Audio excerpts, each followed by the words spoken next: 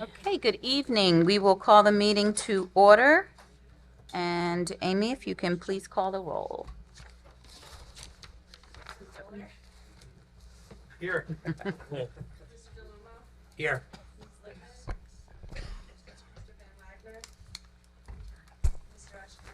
Here. Here. Here. Here. Here. Here. We'll stand to salute the flag.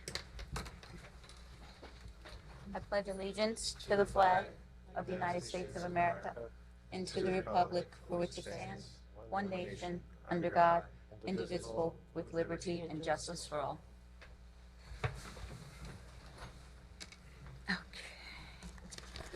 All right, the notice requirements of the open public meeting law for this meeting have been satisfied.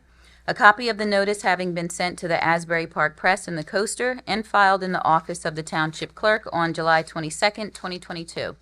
There is an emergency exit through the courtroom doors and 2 exits at the rear of the room. There will be no smoking, no new cases will be started after 10 o'clock p.m., and no new testimony taken after 10:30 p.m. In addition, the applicant will be limited to 45 minutes of testimony.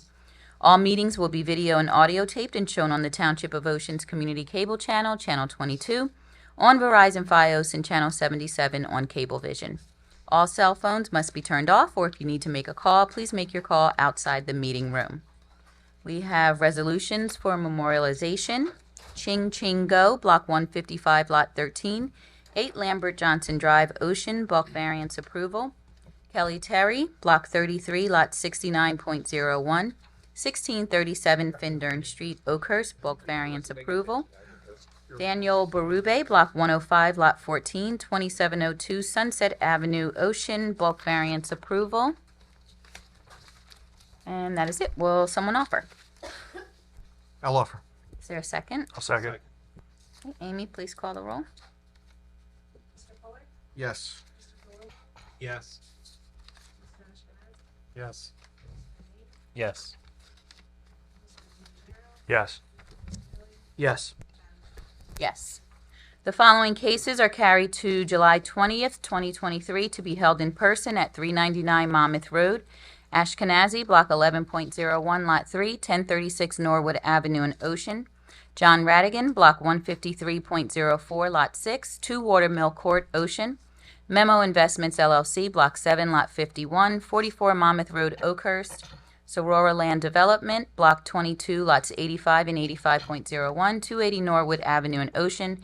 Andrew and Keith Compton, Block 151, Lot 10, 10 Freehold Road in Ocean. And Robert Davidson and Stephanie Russell, Block 22, Lot 61, 332 Overbrook Avenue, Ocean, Zone R4. Okay, our first continued case, Elon High School. Block 207, Lot 1 and 8, 1200 Roselle Avenue, Ocean, Zone R4. Applicant is withdrawing the request to permit a Judaic Education Summer Day Camp and seeks approval for an expansion of the building, number of students, and number of staff. Also to modify, eliminate conditions of approval granted in 2011, to increase student limit from 160 to 250, to increase number of buses allowed, to eliminate the 50-person occupancy limit for service at the synagogue, and to eliminate the restriction prohibiting overnight parking. And we have Attorney Jennifer S. Krimko. Good evening, Madam Chair, members of the board. As you said, Jennifer Krimko here on behalf of the applicant. Okay. Shall we proceed like last time, or we present first and then the board's reports, or would you prefer the board's reports first? I believe continue with I think Ms. continue Krimko's. with your testimony. Yes. Yeah. Okay, thank you. So as the board remembers, at the last meeting, we got through our project manager, Dave Besh, certified landscape architect. There were some comments and concerns expressed by the board and members of the public, and as a result, we made some revisions to the plans. As you're going to hear, we added landscaping, we added tire stops, we assessed the entirety of the lighting in the parking lot and redesigned the lighting to be as close in compliance as we can with your current ordinance. As you're going to hear from Dave, we can comply with just about everything in Ben's letter with the exception of the height of the light pole, and he'll explain why. And the one thing we did leave off, and I apologize that we did commit to, that is the sidewalks. We intend to keep them. Once Dave goes through just the changes over the last one, I intend to present the traffic engineer. He's going to speak about what I think was the most important to the board, and that was the bus circulation throughout the site. He'll testify as to operations and generally traffic. I have the project manager and principal from the architectural firm that prepared those plans. He's here as well. And then finally, should we get to it, hopefully we can reach the planner. But with 45 minutes, I'm not sure that we're going to get through all of that. So what I'd like to do is move into evidence A7, is the revised plans by by Nelson Engineering, and they're revised through 5/30/23. A8 is a color rendered version of which sheet, Dave? Oh, that's the old one. Okay, so those are the old ones. Okay, great. And then also A8, then this time will be a vehicle circulation plan by Dynamic Engineering, and that is dated today. And I do have copies to hand out when the traffic engineer comes up. I just want to get that in while we're here. So if I can reintroduce Dave Besh, he was under oath at the last meeting, remains under oath.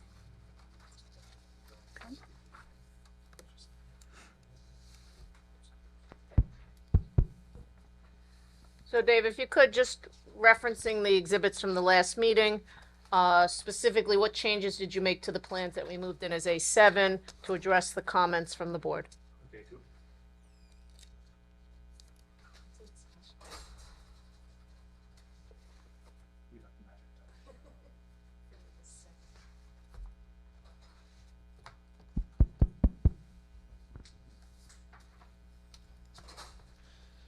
There were a number of No, it's working. It's working. Okay. To address a number of the concerns that were expressed by the board and their professionals, the changes that were made from the last plans pertain to the landscaping around the site and the buffering that was provided.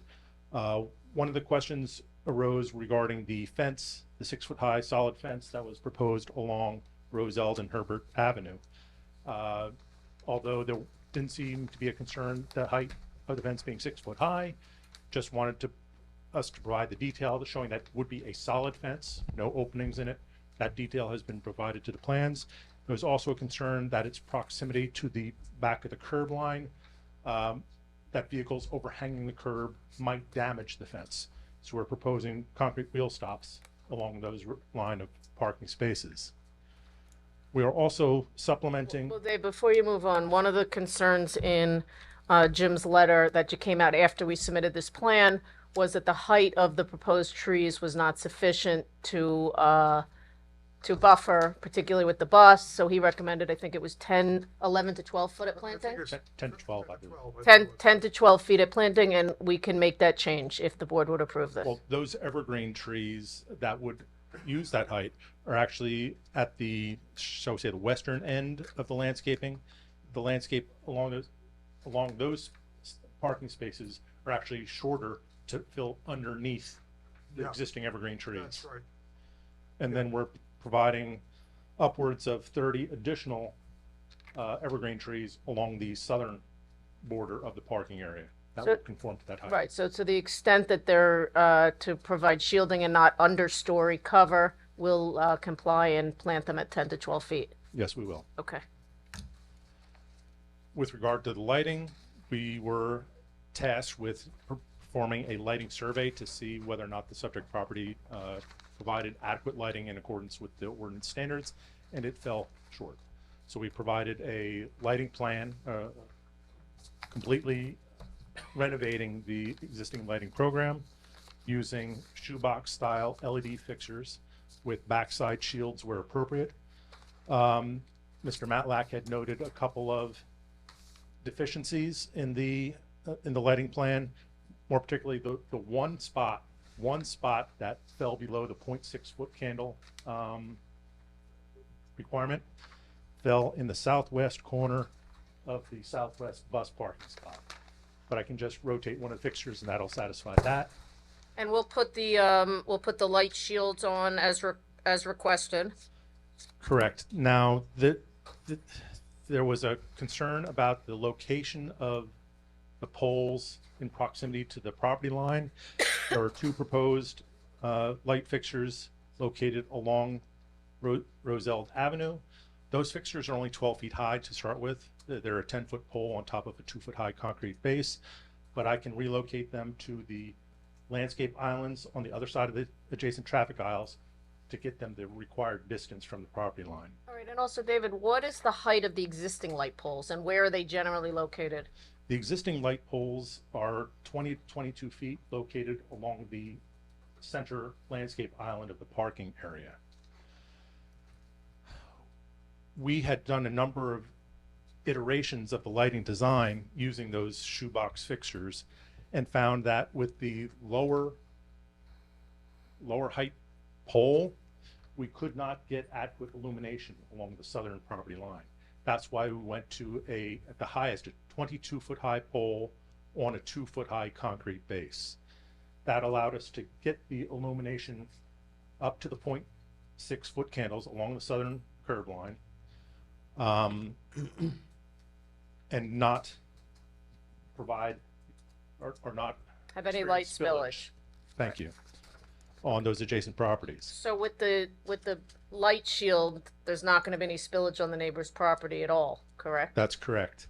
And if we were to go to the lower fixture, the 16-foot fixture, we would need to supplement the light poles with light poles along that southern curb line, which would and result in spillage across the property line. So in your opinion, this is a better zoning alternative, the variance to match the height of what's existing there today, but provide far superior lighting than what exists there today? I agree to that, yes. Okay. And with regard to the other lighting comments, other than what we spoke about, we can comply with the rest of that. Yes, we can. Okay, there was a question at the last meeting with regard to what we're doing with impervious, with the drainage. So let's talk about, one, how the drainage works now, two, how much impervious we're adding, and then three, how much drainage we're actually collecting and dealing with. Okay. The property, for the most part, drains in a southerly direction toward our southern property line.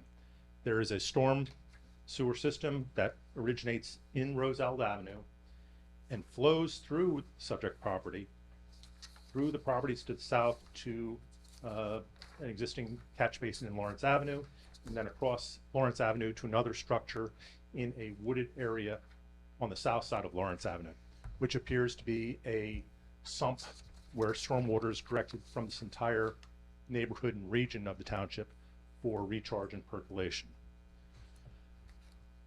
The proposal results in the net increase in impervious surface coverage of 295 square feet. For a project of this size, that counts to 0.19% of the project area, which would not calculate with any change in the stormwater runoff generated from the site. That notwithstanding. That notwithstanding, if we were to assume that the building, or even half the building, flows in a southerly direction, we're proposing that all the roof drains for the building be collected and discharged to the storm sewer system located in Logan Road, which flows north toward Harvey Brook. So we're not only obviously accommodating the less than 300 square feet, we're essentially ensuring that the runoff from the entirety of the building will have no impact on the neighbors. That's correct. Okay, and there was a question at the meeting with regard to when the lights in the parking lot shut off, and I believe it's 10 p.m. and we would have those on a timer. Yes. Subject only to security lighting based on the board engineer. That's correct. Are there any other questions for David? Can you just show where are the existing lights and where are they going? The existing light poles are located, there's a few spread out, but the majority are located right in this center landscape island. They are twin-headed fixtures which throw the illumination in north and south direction off of each fixture. And do they have shields on them? They do not. Okay, so You they, said through the island or the ends. The through the island. There are a number through Okay. the island, yes. I'm sorry, any other questions from the board? I have a question. Are the lights on all night now? And will they be on all night? No. What's the hours of operation? 10 o'clock, the lights go, I just asked that. The lights will, Sorry, I missed it. the lights currently go off at 10 o'clock and will continue to go off at 10 o'clock. Any other questions? I have a quick question. You said the landscaping along those southern property lines, that is 10 to 11 foot tall evergreens? No, we're proposing it to be. Right, the proposed landscape, I should say. That's correct. And is that, how will that impact any glare coming off of those lights? Is that adequate to, shield anything coming off those lights? It will add supplemental shielding because there is already a 6-foot-high fence along that property line, and the sharp cutoff of the forward throw fixtures, the point-by-point grid that was provided shows no spillage at all across the southern property line. So, and that's not taking into account the landscaping, which would just add supplemental screening as well. And there's also going to be shields on the actual fixtures themselves too, right? This fixtures will be shielded, correct? Any other questions? Yes, so you mentioned security lights. Where would they be on?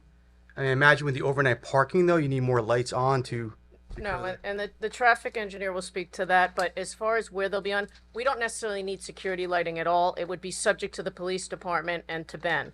As far as the overnight parking is concerned, that's only over Shabbat for people who drive on Friday before Shabbat begins, stay at the service, and then walk home from then. As you're going to hear, there are a small percentage of elderly or who live farther away who at least take advantage of driving one way each way. So there's no activity overnight in the parking lot. So again, it would just be subject to Ben's review and anything the police department requested. Yeah, I mean, the lighting question about overnight was just because there'd be cars there, no lights, you know. Right, and that's why there'd be some kind of security lighting, but the full lighting will have no impact off our property, so it'll be obviously something much less. Any other questions? Okay, questions from the public for Mr. Besh. Yes, please come to the microphone. Or Why don't you sit can you use down this? and leave that microphone up there for them? And if you can state your name and your address. Yes, my name is John Waldron. I live at 1207 Herbert Avenue. And I just had a question about the drainage, which you said, because you showed shows it on this, some like drainage places. Yeah, there's that one. But the one that goes into that on Logan Road, is that correct, Logan Road? Yes. Will that, in any way, will that system be taxed because of additional drain, flow into that system? Well, we will be redirecting flow. However, it's to a system that has a positive outlet, that being Harvey Brook, as opposed to a closed system, which just relies on percolation and evaporation. I'm just exposed to an area that, where the storm drains do back up on Allaire, no, Allenhurst Avenue, they back up. And I'm just concerned about that for our area. I understand. Any other questions from the public? Yes. And if you can state your name and your address, please. Good evening, everyone. So Eric Manell, 2101 Logan Road and 1304 Birch Avenue, both in Ocean. So from the last hearing, just a question regarding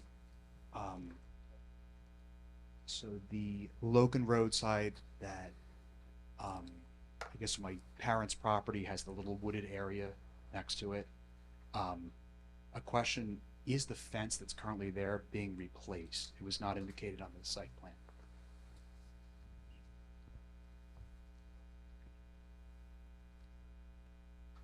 Let me Sure. Is that property located at the corner, I guess it would be the northwest corner of Lawrence and Logan Road. It's actually at the southeast. You're correct. Sorry. It's at the southeast corner, Yes. so it's across the intersection. No, it's on the same side as your property.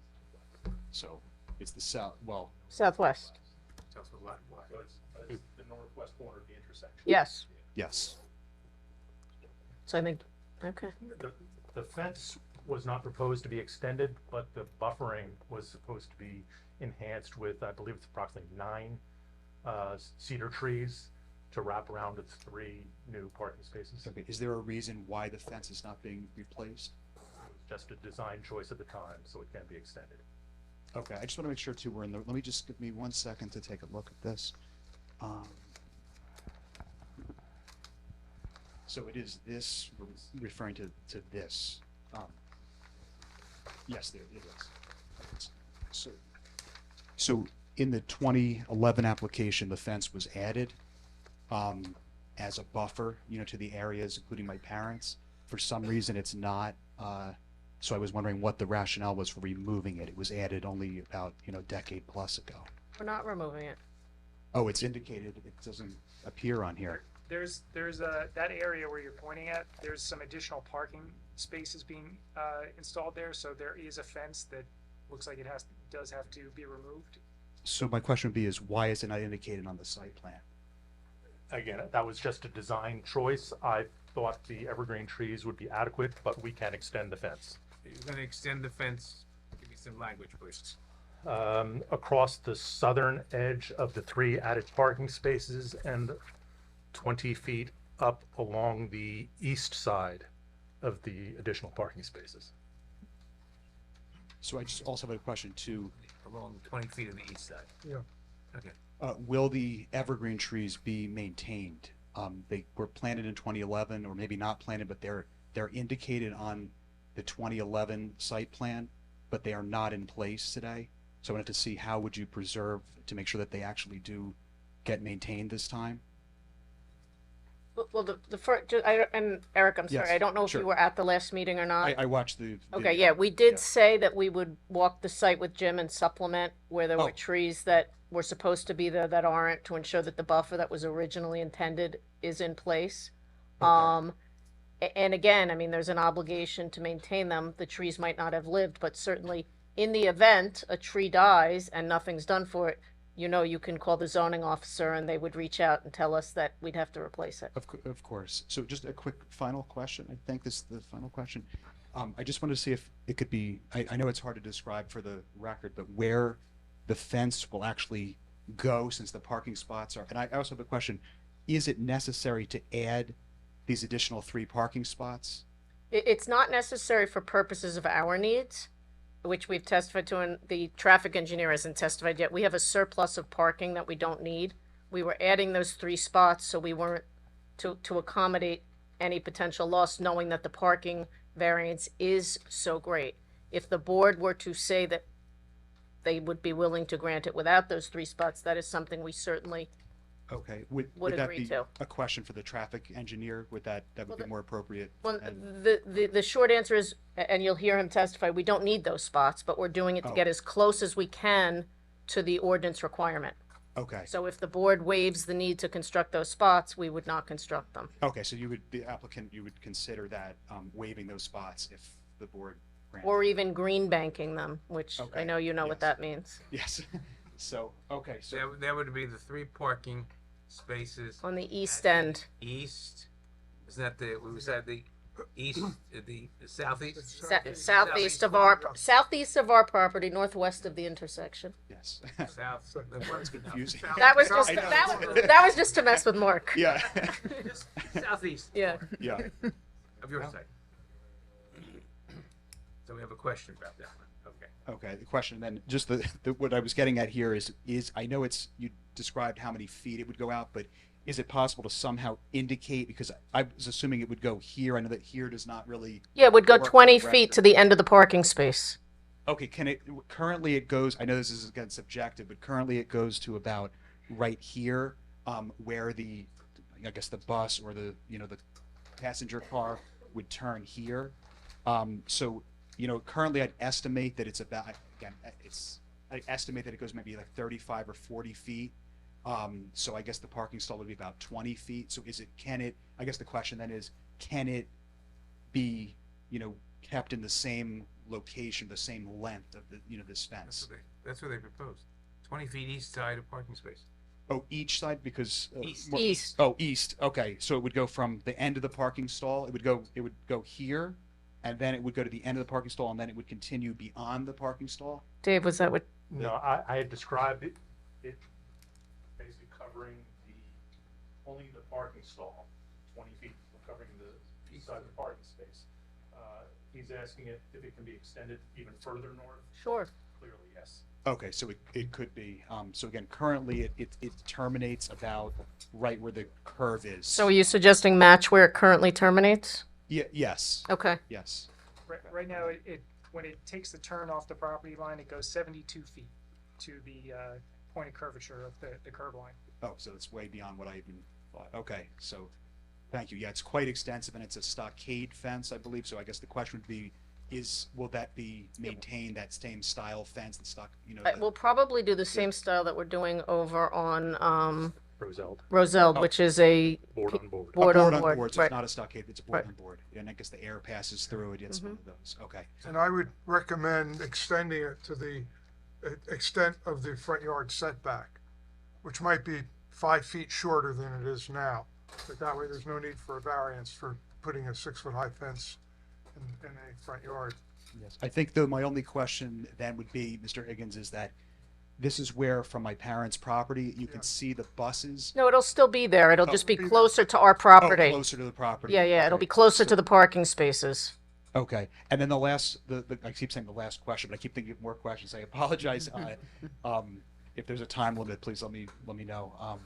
Will the growth that's there? It's a wooded area. Will that be maintained?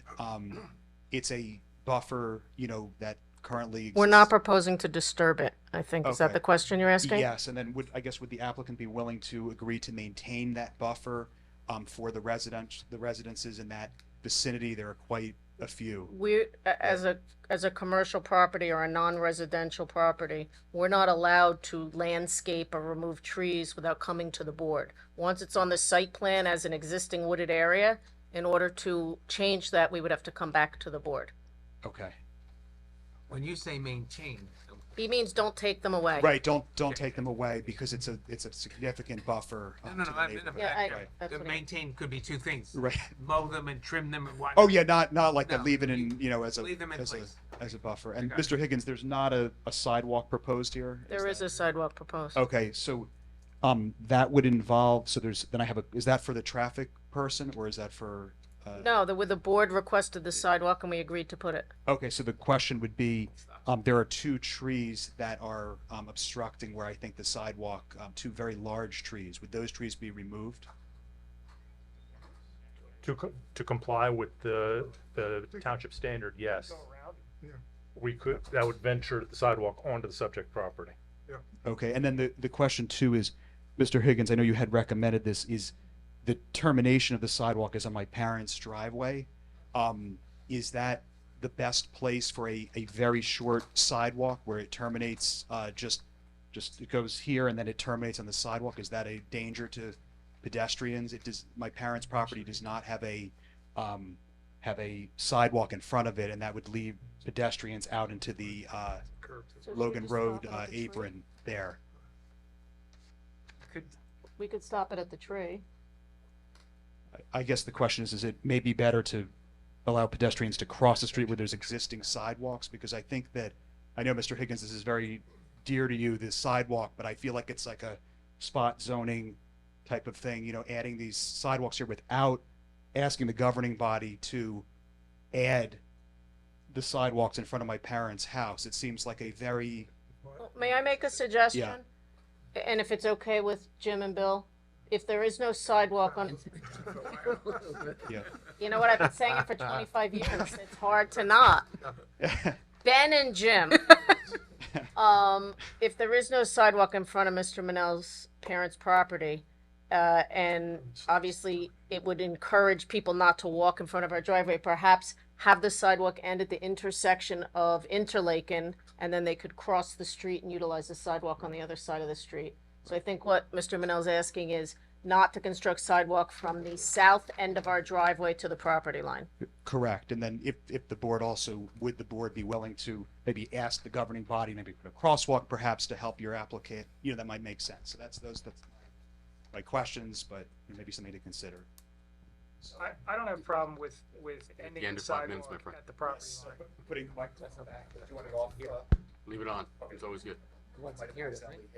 Mr. Matlack, can you repeat what you said? I said, I don't have an issue with, Guys, guys. Ben gets to go now.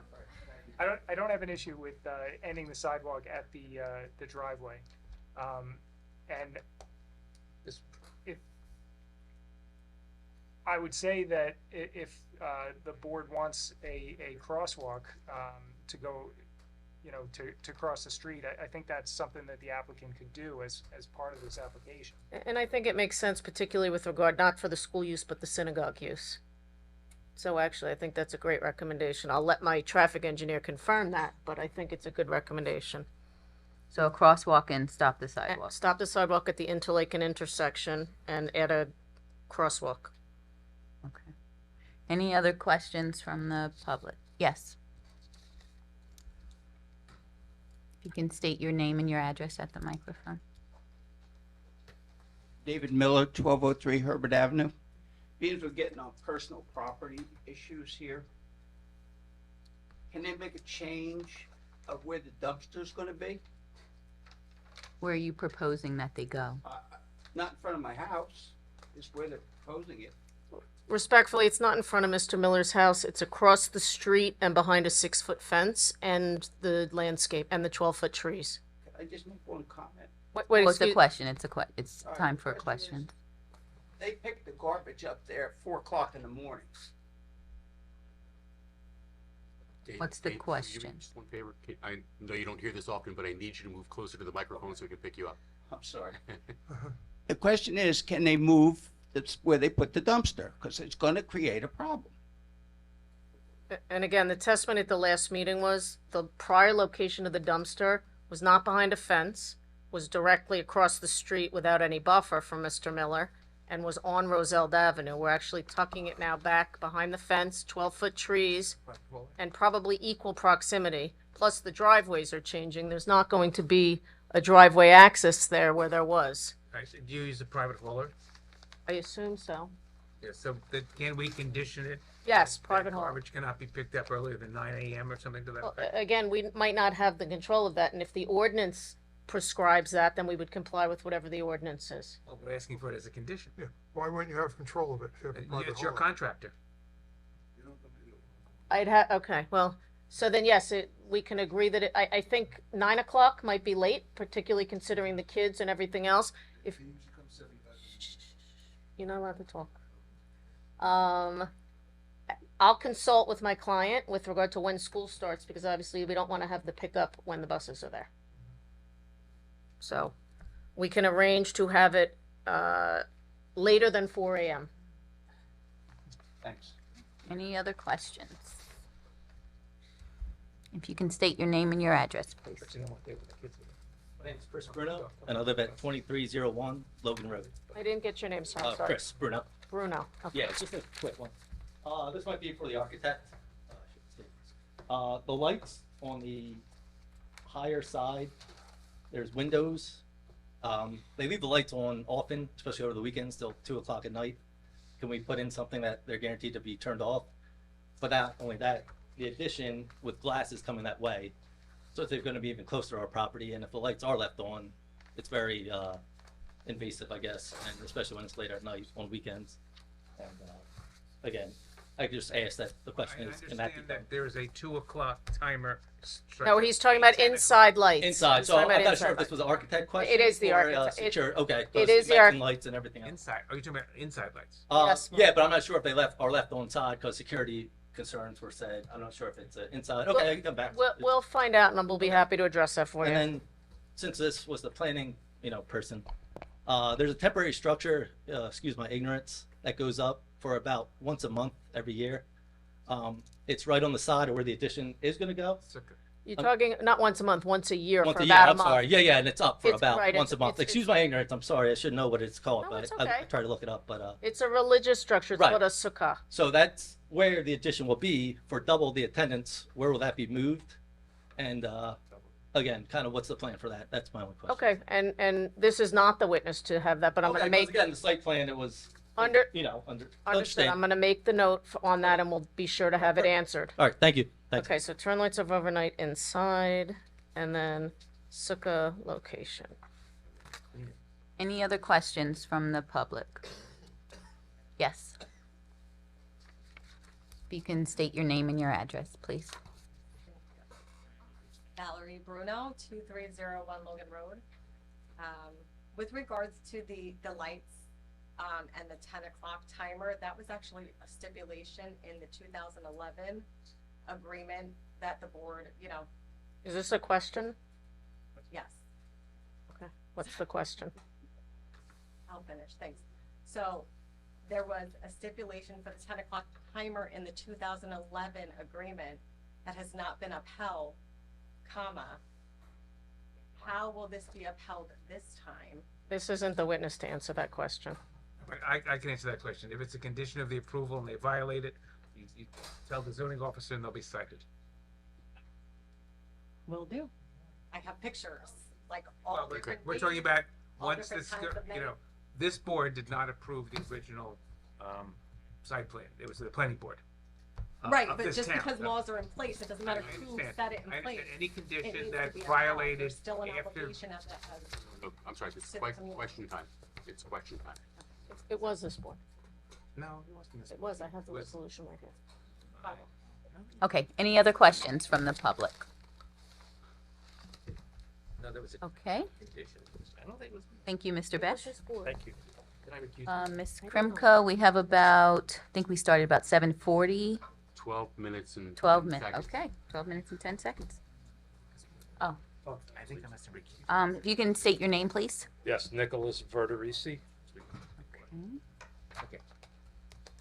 And do you affirm to tell the truth, the whole truth? I do. Okay, and can you tell us about your credentials? Yes, I have a Bachelor of Science degree in Civil Engineering from Rutgers University. I'm principal founder of Dynamic Traffic, located at 1904 Main Street in Lake Como. I'm a licensed professional engineer in the state of New Jersey. I've appeared before, both boards here in town, probably a dozen times. Okay. We will accept. Thank you. So, Nick, your primary reason for being here is to address two things. One, truck turning in the parking lot, and two, the parking variance. So, Where do you want me to start? let's start with the truck turning. I think that one's easier. We have the exhibit. So I introduced into evidence as A8, a vehicle turning plan. And why don't you walk the board through what it is you studied and what recommendations you have?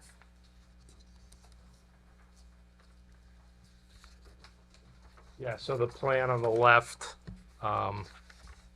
Jen mentioned earlier, it has today's date and it's entitled Vehicle Circulation Plan. What this is depicting are the coach buses, a 45-foot long, essentially a public bus, not a school bus, which is the longest bus that'll come on the property. It's the size of the buses that come there today. What we're depicting here are the buses coming off of Logan Road, turning onto the property, dropping off at the front door of the school, then circulating counterclockwise around the center island, and then backing up. There's 3 different exhibits. It's backing up into each of the 3 different parking spaces. Then there's a small inset on the bottom. So when you get your plan, this little inset right here. So in this circulation exhibit, you'll notice the bus actually slightly encroaches on that end of the island. Even though it makes the turn today, I anticipate the reason it's making the turn is because all these parking spaces are empty. So we want to ensure that if someone is parked there, so we're going to clip off a little edge of the island So I think Dave's impervious coverage might go up by a handful of square feet, which I'm sure isn't a problem. So there's 3 different exhibits here. So what Any you're specific suggesting is questions? we will slightly modify the existing island in the parking lot to ensure that the bus has full circulation without any conflict with any of the parking spaces. Correct. Okay. And what did you find what kind of studies did you do by way of parking, and what did you find? So we did a traffic study that included some parking counts and analysis of the parking.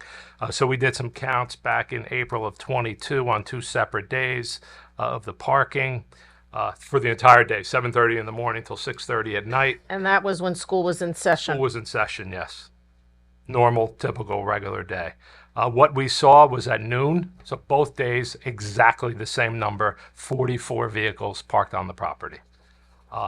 There's 121 now, so at the time there were 83 empty parking spaces, so 2/3 of the parking spaces were empty. We do have an expansion proposed here, and we're still going to be well in excess of the parking. The calculation we did, if you assume the existing demand, then we made an assumption that if all the seniors drove, right now there's about 10 of them out of 50, say, that drove. We said if all 50 end up driving, so that added 40 to the 44, and then 10 additional staff at any peak time. So that got us to 94 vehicles parked. Again, we have 116. And even if we lost 3 spaces, we'd still have more than enough. That's where I was going, yes. Okay, and the other question was, in the report, you'd indicated that we're seeking to increase the staff up to 55, but there's no intention to have all 55 staff members there at any given time, correct? Correct. So at most, what's the maximum shift of staff? Yeah, so the maximum shift would be 25 to 30 on the site. And you can pretty much see that with the parking calculation and how it kind of ramps up at noon. Then you likely are getting some overlap of the staff that are coming and going at lunchtime, and then it drops back off right after noon to back in the 30s again in our counts. So based on the study of what the actual operations are today, as well as taking into account what is being proposed by way of max build-out, are you saying that the 116 or 113 parking spots are more than ample to accommodate this use? Yes, I am. And even if the site were fully parked, all 113 or 116 spaces, the trucks could still navigate, the buses could still navigate through the site? Yes. Okay, and I'm just trying to think if we left anything out that they...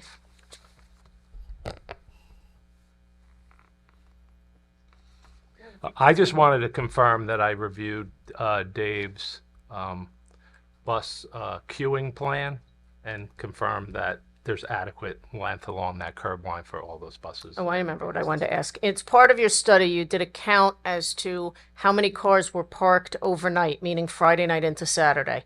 And with a max of 50 people at the synagogue, under the current approval, how many cars did you find were there? Yeah, so we looked on 2 occasions. It was between 10 and 15. Okay. So assuming it's 15 cars out of 50, and if you apply the same percentage to the max that the synagogue has for seats is 250, what would be the max number of cars that would be in the parking lot? Yeah, between 50 and 75. Okay, and with 113 or 116 spaces, there's more than enough room to accommodate those cars? Yes, and I would say that's probably a conservative estimate. Okay. Any questions? No questions from the board? Questions from the public? Yes. And again, if you can just state your name and address. Thank you. Valerie Bruno, 2301 Logan Road. What is the bus route for Monzi Tours? When it leaves Milan High School Incorporated, where does it go? I don't have the answer to that. I know it exits the Logan Road driveway, and I don't know New which York? direction. I think it's New York. How many of the students at Elon High School are Ocean Township residents? I don't think there was any testimony by this expert as to that. I'm sorry? I'm sure you'll have other witnesses indicating that. Not necessarily that are gonna provide that information, but I can stipulate to what the current, while it's not relevant to this board's consideration, because a private school does not need to necessarily serve the students within the town in which it's located, based on the fact that this question has been asked, we currently have 4 students who reside in Ocean Township, 54 students who reside in Monmouth County, and 5 students who reside in Ocean County. How many students outside of the state of New Jersey? So again, I provided the information that we had available relative to those who are in New Jersey, in Monmouth and Ocean counties. Any other questions from the public? Yes.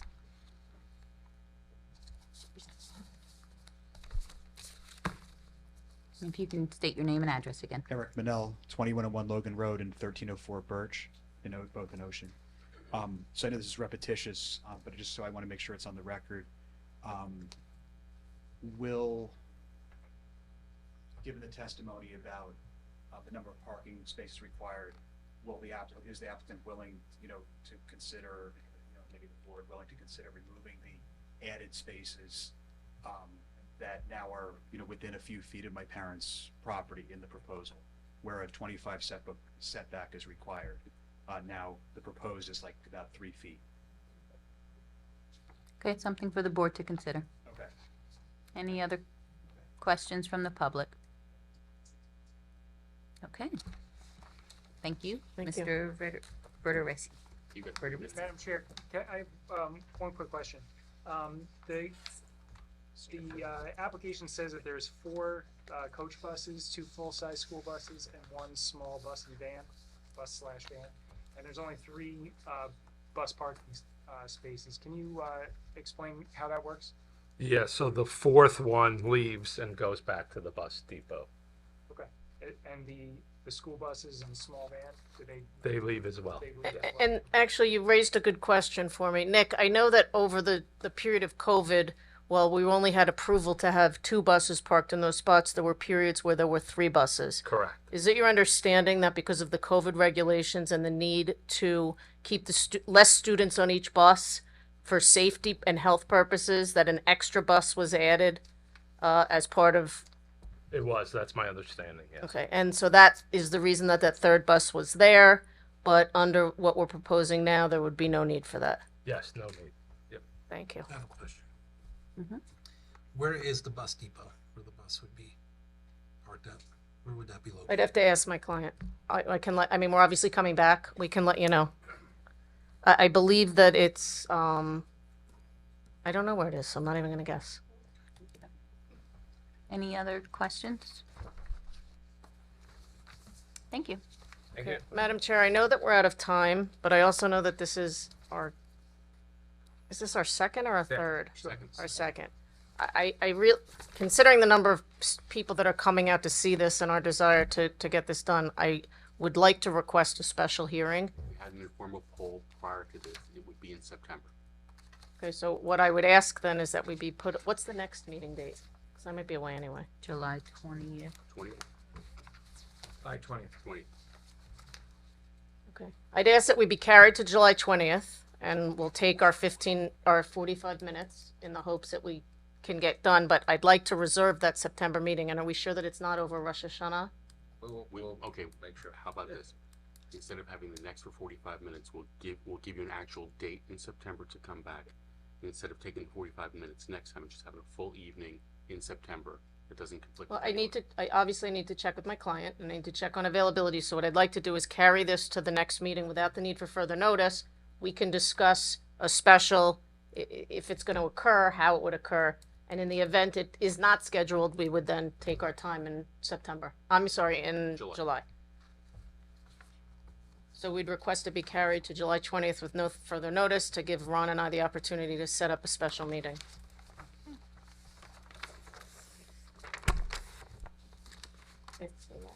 So carried, right? Yes, it's carried. All right. Yes, With sorry. with no further notice. No further notice. Thank you. I'm so sorry. Can I just ask if you guys do discuss maybe It'll be announced at the It- July 20th. in July and just doing the longer hearing in September? Possibly. Will not receive notice? No, because it No, will but be you- announced at the July. At the July meeting. My office. Definitely Yes. Yes. We're meeting in July, but it doesn't mean that this will be heard in July. We'll find out. Thank you.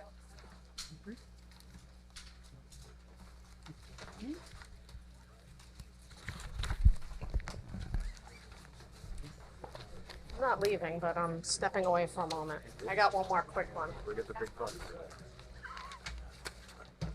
She said there was about how many students? I know. Subtract that from the 180? Yeah, it doesn't. It's not that difficult. Oh my gosh, I just noticed there's a phone here. Like, what do you like, phone a friend? I just noticed it. I just noticed there was a phone there. Like, do I call it? That's how we pull it out. Stop it. Okay, we can move on to the next case. Everyone, please. We have other cases. Okay, next is Melanie and Till J. Delaval, Block 33, Lot 68, 1635 Findern Street, Oakhurst, Zone R4. This is an application to construct a new single-family home with variances for maximum lot coverage, maximum number of stories, and maximum driveway width. And the attorney for the applicant is Mr. Kevin Asadi. Present. Did I pronounce that correctly? You pronounced it beautifully. Okay. Let's see. Okay, we will hear from Mr. Higgins and Mr. Matlack first. Are you? New Bedford. Thank you, Madam Chair. The applicant is requesting approval for construction of a new two-story dwelling, and it includes walkways, paver driveway, rear patio, covered front porch, stormwater management measures, utility connections, and other associated improvements. And my comments of the application are that a detail for the proposed driveway and walkway should be included. The applicant should specify the number of trees to be removed and replanted. Soil borings should be submitted indicating the seasonal high water table. The applicant will, Ben, put the mic a little closer. Sure. The applicant will be responsible for obtaining a township road opening permit for the construction of a new curb along the portion of the driveway. It should be noted that this section of the code requires the installation of sidewalk along the frontage of the site as well. However, no other sidewalk exists on Findern Street. It should be in the discretion of the board whether sidewalk is required. There is a variance required for change of grade in excess of 2 feet. Copy of the referenced NJDEP permit for wetlands fill should be submitted, as well as any extensions, and the applicant is required to comply with all DEP permit conditions. And I just had one note about a spot grade at the rear of the property that needs to be corrected to avoid any ponding. Okay, Mr. Higgins? I will read some and summarize some also. It's a vacant lot. It appears to be unwooded at this point in time. It was cleared a while ago. And I have no idea as far as the clearing and what the circumstances were. But it's there. It's between two single-family residences. Backs up to Joe Playa Park, I believe. It's located in the R4 medium-density residential zone. There is a variance necessary for building coverage. 27% of the buildable lot area is permitted. They're proposing 33.9%. It's about 500 square feet more than the ordinance would permit. My comments were that since it's a fully conforming site, there's no hardship. It may be that the applicant can demonstrate that the benefits of granting the variance substantially outweigh the detriments, in which case then a C2 variance could be granted to that. But we need to hear testimony on that regard. There's also a variance for the number of stories, and I'll read this so that the board can understand it and the public can understand it. The ordinance currently permits a maximum of 2 stories above grade. The plan proposes 4 technical stories, by means of explanation, the finished floor of the first story can be no more than 36 inches above the finished grade of the architectural front of the building. In this instance, the finished floor of the first floor of the building is 44.04 feet above finished grade of the Inches. architectural front of the building. I'm sorry, inches, that's right. I'm looking, I saw the inches there, and I'm thinking it must be feet. Inches, okay. Consequently, the crawl space is technically the first story above grade. Additionally, the interior layout plans show a permanent attic stairs. The ordinance defines such a space as a story, so that there are technically 4 stories above grade: the crawl space, the lower living floor, the second living floor, and the attic. I don't have a significant concern with this request. The 4 stories seems excessive. While the 4 stories seems excessive, the bulk of the front of the building is less than 36 inches above grade, and the only part of the front, based on the engineering plan, is the extreme south end of the building. The township is currently revising the ordinance to show a 3rd floor living level, which is defined as a half story, and that ordinance is in flux at this point in time. I'm not quite sure of the status of it. The proposed attic area meets the definition of half story in the proposed ordinance, and absent the technical definition of first story above grade, the building would be considered a 2 1/2 story building under the proposed ordinance. So we just need some discussion on that. I don't have a big problem with what they're requesting here. There's a variance necessary for the maximum driveway width. In my discussions with the applicant's planner earlier today, is that they're going to withdraw that request, so that variance isn't necessary. And then, as Ben mentioned, this isn't in my report, but if there's a variance for the change of grade of more than 2 feet, then that would also be necessary. And there are no trees shown on the plans. A minimum of 3 street trees are required on the site, and they should be provided. Okay, Ms. Delaval, did I say that You did. correctly? Okay, can you state your name, your address? Mel Delaval, Melanie Delaval, and we're currently at 720 Talmadge Avenue. Okay, can you raise your right hand? Do you affirm to tell the truth, the whole truth? Yes. Okay, Mr. Asadi, if you can please present your case and address the concerns from Mr. Matlack and Mr. Higgins. Thank you. And it is correct that the applicant is withdrawing the variance for the driveway.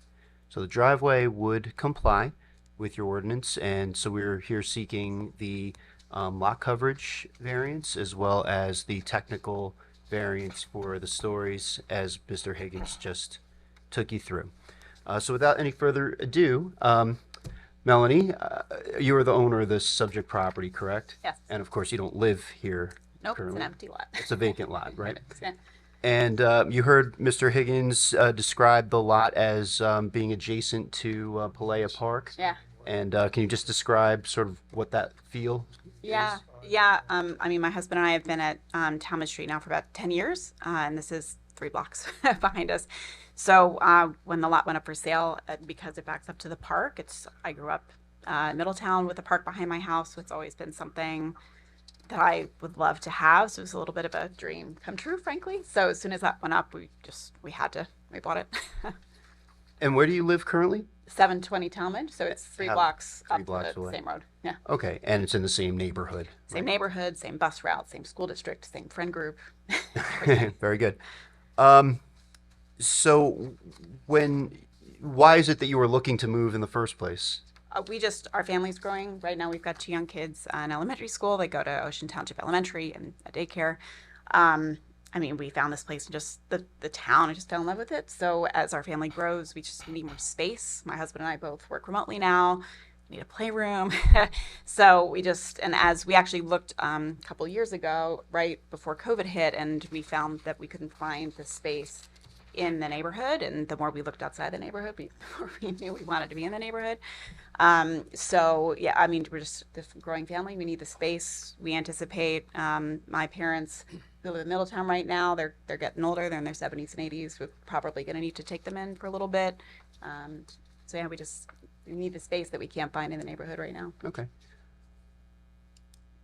I don't have any other questions for you. Thank you. Questions from the public? I'm sorry, questions from the board, sorry.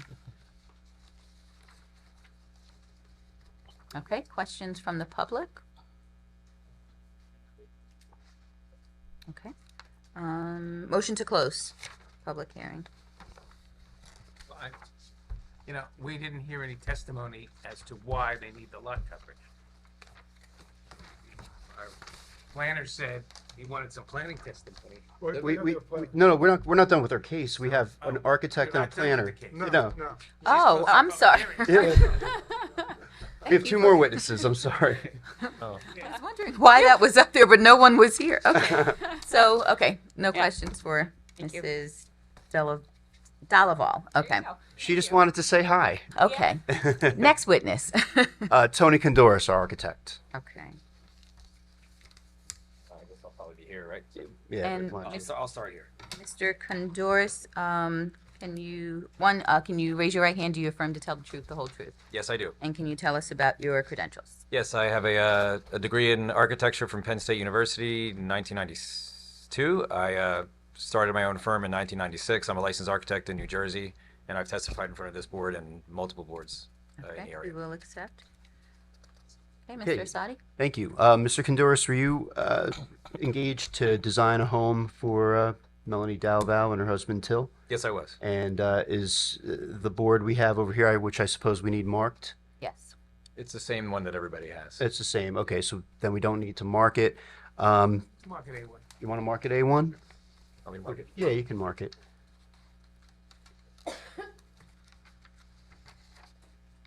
Do you have any other exhibits that you plan? Just the plans. Okay, so why don't you take the board through the plans and get them situated a little bit?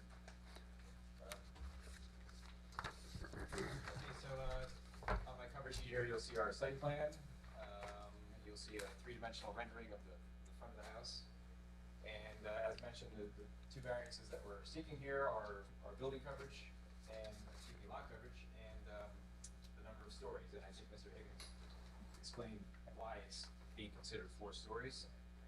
Just to touch on that again, it is only a crawl space, despite the fact that in some portions it is greater than 36 inches. It's only a crawl space, and it won't be usable as anything really.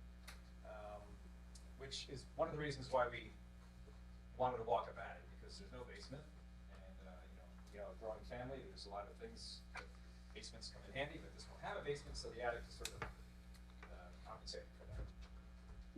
And the attic having the permanent stairs versus those pull-down stairs that are difficult to get up if you're carrying something, is that what was That thought was through when you designed it? Yes, that was the purpose of the fixed there. Okay. And is finished attic space part of this application? No, it is not. It's strictly for storage Okay. and maybe some cabins. Okay. And so talk to us a bit about the lot coverage variance that we're seeking. Does the design comply with all the setback requirements? Yes, the house does comply with all the setback requirements, which is basically what we use as our guide for the size of the house. And are there any neighboring properties to the rear? What's to the rear? To the rear is the BoA Park, which is a very large, obviously everybody knows it's a very large park, and that's to the rear of the property. And what is that land area like? It's wooded, and the other parts of it obviously are open, but yes, it's a very nice wooded park. Okay. And it's densely wooded? Yes. Okay. And we'll repeat, just for the record, that the driveway variance request is being withdrawn. Is that correct? That is correct. Yes, it's going to comply. And would you describe this home as traditional? I would, yes. The homeowners wanted a traditional home. You know, we see a lot of modern houses going up nowadays, and they're dropping them into traditional neighborhoods, and the homeowner is very sympathetic to maintaining the character of the neighborhood, and that's why we kept the traditional house look. Okay. I don't have any further questions. Any questions from the board? Yes. What is the size of this house in comparison with the other homes on the street or in the neighborhood? The planner has more information on that, but there are similar houses of similar size in the neighborhood. And could you tell the board the square footage of the proposed improvement? Yes. I can find my glasses. On the table. On the table. Gets harder and harder. Yes. it's 3,304 square feet. Any other questions? Yes, I have a question. So with the withdrawal of the driveway, it's still going to be 33.9% of the property? The 33.9% is only the building. Okay. It's not the impervious. The total impervious is about 50%, a little bit less than 50% of the buildable lot area. So that will be reduced a little bit with the withdrawal of the driveway. Okay. How many square feet is that and of make up the 33.9%? The driveway or the 33.9%, how many square feet more? Of the property, well, how much of? It's about 500 square feet more, 500 square feet more than what the ordinance Okay. would permit. That's all. And the driveway would reduce the impervious by about 100 square feet. Thank you. Any other questions from the board? So the question is, why can't we make it conforming? Empty lot on a conforming lot, but we're trying to do an impervious coverage variance on it. Why can't we do something, or what would we lose if we were to, go with the 27% max coverage? Just so the board is clear, this is not an impervious coverage variance. This is a variance for Sorry, lot coverage. building. I apologize. Yep, you're right, That's lot okay. coverage. No, it's okay. The Impervious impervious is about 40% less than what the ordinance permits, which the ordinance permits an excessive amount of impervious. So I wouldn't throw that 40% out and say, this is really good that it's only 50, but at the same time, it's much less than what the ordinance would permit. I didn't mean to say lot coverage. That's okay. Like building coverage. Building coverage. yeah. Building coverage. That's right, it's a long night already. Well, if I may, so I'm looking at this, right? So, ordinance permits up to 27% of buildable lot area. You're proposing 13.9%. If you were to bring that back down to the 27% building coverage, I mean, what would be lost by doing that? And why can't we do it? Well, the answer is of course you can. You could definitely design a building that's going to conform, obviously, but the client had specific needs, and we tried to get everything into the house that they wanted. It did constitute a larger house. One of the reasons why we thought it was justified is that it is a unique lot. It has a large piece of property behind it. So I didn't really look into how we would shrink it, so I can't really answer the question as to what we would lose, but that was the premise behind asking for the variance, basically. And Mr. Pagelli, if I may, you could almost always build a conforming improvement. And that's why we're not here asking for a hardship variance. We do not have a hardship. We're not applying for a hardship variance. This is not a hardship case. We're here under the flexible C variance standard, which is to say that, and you'll hear from our planner, but it's to say that the purposes of the land use law will be advanced by granting the variances, and the benefits would outweigh the detriments. And that's the positive and negative criteria. And if you find those things, then you would be able to approve the variance. But to answer your question, if his assignment was see if you can design something conforming, he probably very easily would be able to do that. Okay. Otherwise, we'd be here on a hardship variance case. Any other questions from the board? Questions from the public? Okay. The planner's next. Yes. Christine Cafone. Yes. Okay, Ms. Cafone, if you can raise your right hand, and do you affirm to tell the truth, the whole truth? Yes, I do. Okay, and can you tell us about your credentials? Certainly. Good evening. For the record, my name is Christine Nazzaro, Nazzaro, Cafone, Cofone. My business address is 125 Half Mile Road, Suite 200, Red Bank, New Jersey. I am testifying as a licensed professional planner, where I have testified in the state of New Jersey for about 28 years now. I've been qualified before both boards here in the Township of Ocean, and well in excess of 425 or so other boards throughout the state. I teach planning and zoning courses for the Rutgers Center for Government Services. My licenses are current and valid. I'm also a court-appointed Affordable Housing Special Master, serving about 24 communities, and my firm is the appointed planner for the Casino Redevelopment Authority in Atlantic City, but by and large, my practice is appearing before planning and zoning boards. You don't get to 420 by not being out at lot at night appearing before boards. Anything else? I think we'll accept. Thank you. Thank Mr. you. Asadi? Yes, Ms. Cafone, were you engaged to study this application for the purposes of providing planning testimony? I was. And yes. do you have an opinion as to whether or not this variance request is justified? I do have an opinion on that, and I would concur with Mr. Higgins that the appropriate section of the statute is the C2 or flexible C. And what that means is that we can't come in under the C1 hardship criteria, which talk about some type of unique features of a subject property or some unusual or peculiar situation lawfully impacting structures thereon that would create a hardship. But in the absence of that, the board is well within their right to grant a variance if you find that it represents a better zoning alternative and that one or more purposes of the municipal land use law would be advanced by the grant of the variance.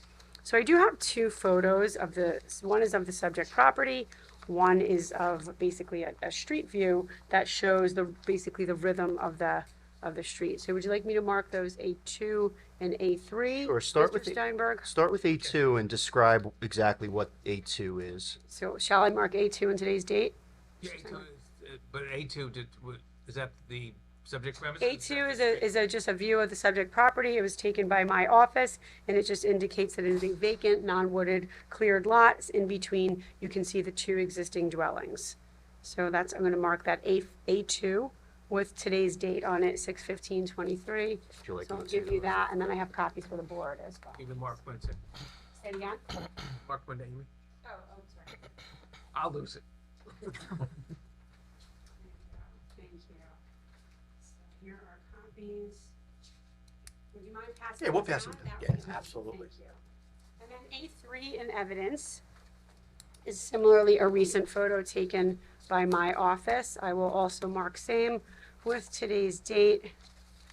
And A3 in evidence just shows the rhythm of the street, and by the rhythm of the street, I mean the other existing two-story homes, two-car garages, front facing to the street. So A3 shows the subject. So there's that.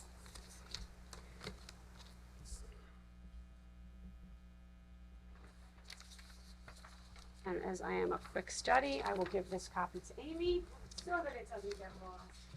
And then I'll pass them down maybe from this side. Thank you so much. So that, in my opinion, accurately, the combination of A2 and A3 certainly show to the board what is going on in this area and what the subject property. You can see the subject property is vacant, and it is sort of a little infill lot in a row of existing 2 to 2.5 story single family detached dwellings, all with 2-car garage front facing to the street. So the applicant is seeking the variance for the number of stories as well as the total building coverage. Now, the building coverage in this zone, in the R4 zone, is limited to 27%. I would agree with Mr. Higgins that the total lot coverage is excessive. When I looked at that today in the zone, I said 90%, that's really high for a single family zone, for an R4 zone. So the total impervious coverage. And what that means is the building coverage is the coverage that it's the ground floor of the building and any accessory structures or buildings. And then the total impervious coverage, the 90%, that would be if you had the driveway or a swimming pool or a deck around a swimming pool. Those type of impervious services would go into the total impervious coverage. So what we're violating is the building coverage because we want to build a home here that's about 500 square feet more than the ordinance would allow. And I anticipated that somebody would ask what the other size of homes in the area are on Findern, and I can submit to the board that our structure is proposed to be 3,044 square feet. The homes on Findern that are the 6 or 8 in the immediate vicinity of the subject property range from a low of about 2,000, and the home immediately contiguous to us per the tax records are 3,748 square feet. Catty corner to us across Findern is 3,169 square feet. 2 lots removed from us at the corner of Findern and Harvey is 3,182 square feet. And peppered in there are a number of other, 2,700, 2,800, 2,500, 2,200 square foot homes. So in my opinion as a planner, I find that this home is, based on my review, and where I got that information from, obviously, you can't get everybody's architectural, so we got that from the Monmouth County Tax Record website. So to the extent that information is accurate and reliable, and based on A3 and evidence, I think it is. How large is the property, the land on those? They're all about the same size. This is an area of pretty consistent, the lot is conforming. So they're all roughly 100 by 100 or 10,000 square foot lots. So those homes that, like I said, some which are larger than what that which is being proposed by the applicant, sit on similar lots. So they are not on larger lots. And again, like I said, I think A3, it's always nice when you have a picture to look at. And I think A3 does a great job of demonstrating. What happened to our exhibit, Mr. Cardoris? Can you take that back? Sure, take it back. I'll put it back. I didn't realize you needed it. No, that's okay. So Mr. Cardoris' exhibit, which was marked as A1 in evidence, I think if you look at the picture on the bottom of A1 in evidence, I, as a planner, can come to the conclusion that that certainly fits in with the character of the area that's established on Findern. And as far as the positive criteria or purposes of the land use law, that I think would be advanced by this application, I think criteria E, which talks about an appropriate population density, I think that the lot is conforming. We don't violate any of the bulk requirements. So we meet the front yard, the side yard, the rear yard setbacks. We're well under the permissible total impervious coverage, even though you, albeit, allow an outrageous amount of pervious coverage in the R4 zone. So we could make a smaller house and really cover a ton of it with additional impervious surface and have more of an impact than what the applicant is asking. And I also think criteria G, which talks about sufficient space in appropriate locations for a variety of uses, is advanced by this application. As we know, as you as planners evaluating the application, you're professional planners, we have to evaluate each case has to rise and fall on its own merits. And I think the fact that this particular lot is immediately adjacent to a home that's close to 3,800 square feet. The fact that we are immediately contiguous or backing up to a very wooded section of Joe Palea Park, not just Joe Palea Park, but a very wooded section of it, I think the board can certainly take notice of that. So when you look at the negative criteria, the land use law does not ask you to hold us or any other applicant to a standard that there's no detriment. Just that the benefits of the grant of the variance outweigh any detriment, and then there's no substantial detriment to the impact on the zone plan or the public good. And at section 21-26 of your ordinance here in Ocean Township, which governs the R4 zone, it specifically reads, the purpose of the R4 residential zone is to provide for smaller lot sizes to meet the desires of a certain segment of the population who need and desire lower cost housing, and to zone the area in conformance with existing lot sizes, which this is certainly in conformance with the existing lot sizes. The provisions and regulations set forth herein encourage the future development and maintenance of this area as a residential area. So I think that what the applicant is proposing is certainly consistent with the zone plan. It's consistent with the established character of development on Findern, and it allows a decade-long family who has established roots in Ocean Township to live and grow here. And as Mr. Asadi said, the answer to the question, can you make the building smaller, is almost always yes. But can you make the building smaller and address this family's need in the post-COVID area with multiple children, multiple parents working from home, and creating still a livable dwelling? And I think that certainly in this case, the answer is, in my opinion, the additional square footage has no substantial detriment to the zone plan or the public good. We violate absolutely no other bulk relief, and I think that the pictures presented of the subject property certainly demonstrate that the home that's being proposed is consistent with the character of the area. And as far as the building height, I would concur with Mr. Higgins. It really is a very technical in nature. We're not creating a usable basement, so I think the building height, and when you look at the other structures, I think that you'll see the peaks and elevations that are proposed by Mr. Kondoris quite well mimic many of the homes that exist on the street today. So I think you'll find, a similar architecture, similar porch, similar two-car garage front facing, and I find that the number of stories is actually quite consistent with what's going on in Findern.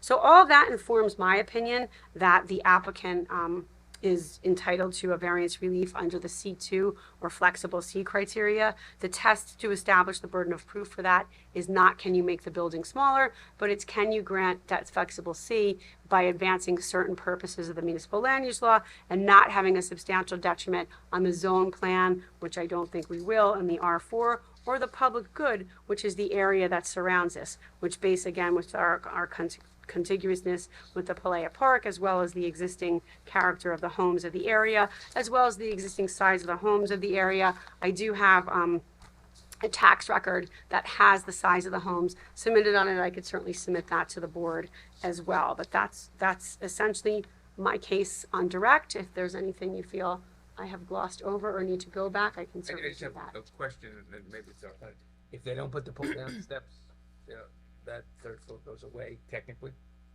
Under the current ordinance, yes. Yes. Not that I'm telling you not Yeah, to put the yeah, steps, yeah. but Yeah. they had no But steps, it would yeah, still be if there. it was a pull-down steps and not permanent steps, It would still be then there. it wouldn't be there, yeah. A question, which home is the 3,704 feet? Is it this one? It's to the left of the vacant lot if you're Correct. on the street. So it is, I it's this one I then? can't really see. Yes, I believe it is that one. Yes. Correct. Yes. And you're referring to A3 in evidence, correct, Chair? Yes. Yes. Couple questions. Oh, yes. Um, Sorry, questions from the board. This neighborhood, were all these houses built at the same time? Was it a development that was done all at once?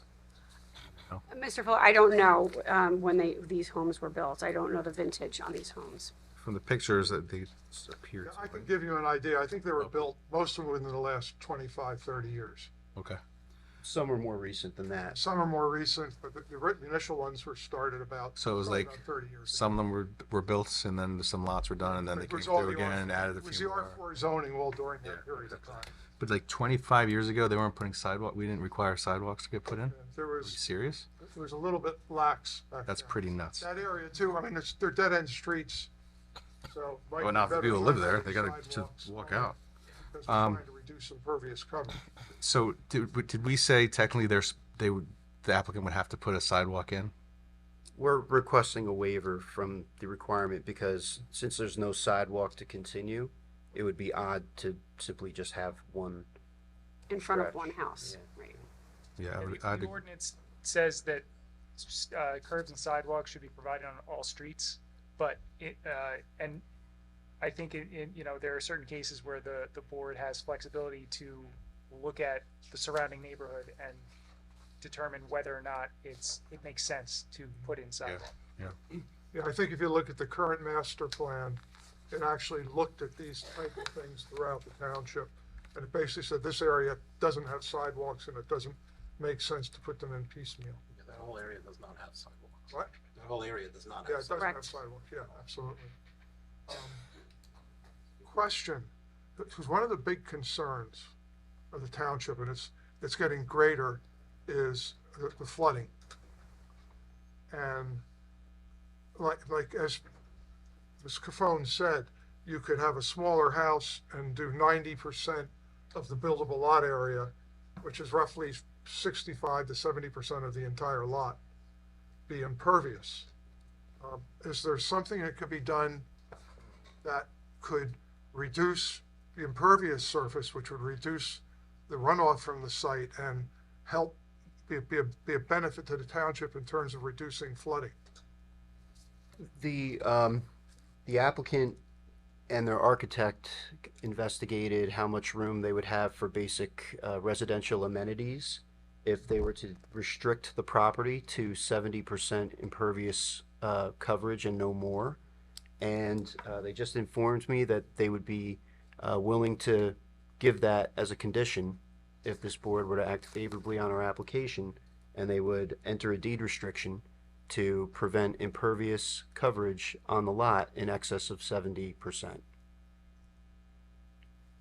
Which is a positive to give to the town in order to get the C2. Yeah. Any other questions? I have one question. So, explain to me about the driveway that you took away. They're not taking the driveway away, they're just gonna No. conform. So We were asking for an overly wide Driveway. driveway, and that was a variance, but we withdrew that request. And I was saying to myself, what? They're gonna install. There'll still be a driveway. just Yeah, split it out. Forming. Right. The driveway's 25 feet, and they're Right. going to reduce it to permitted 20 feet. 20 feet. And I just did a quick calculation. If they reduced the impervious to 70% from what the 90% that's permitted, you look at the buildable lot area, not the total lot, that would be 1,500 square feet of impervious that would not be allowed on the site. Right, and just so you're clear, your ordinance requires that the driveway and the front yard only be 20 feet wide. We were asking, or 20, we were asking for 25. So Mr. Higgins said there is literally no way that he so his first statement was, I can see no planning reason for the granting of this variance, which prompted a phone call to my client. I got nothing, I can't overcome that. I can't, so, yeah. Okay. Any other questions? Questions from the public? Okay. Mr. Sadi, do you have another witness? No, that will be our case in chief. Thank you. Okay. Oh, motion to close the public. I'll move. Again, now it's right. Second. Now we're ready. Amy, please call the roll. Gino? Yes. Yes. Yes. Yes. Yes. Yes. Yes. Yes. Okay, and will someone offer it's regarding the maximum lot coverage, maximum number of stories, and the deed restriction is also a condition, Well, that's a correct? condition, and also, they're asking for a waiver of sidewalks. Waiver of sidewalks. And there's a change in grade? Oh, yeah, what, In excess of 2 feet. okay, what, do we have any testimony in there? I don't know, let's see. I don't know if they provided testimony, but Well, I can tell you that the the house is being raised up a little bit. And one of my other comments was that a soil boring be submitted to determine the seasonal high water table. I imagine the house is being raised up to avoid conflict between the crawl space and the seasonal high water table. Because there are wetlands in the vicinity, I really don't have a problem with that variance. Okay, someone offer? I'll offer.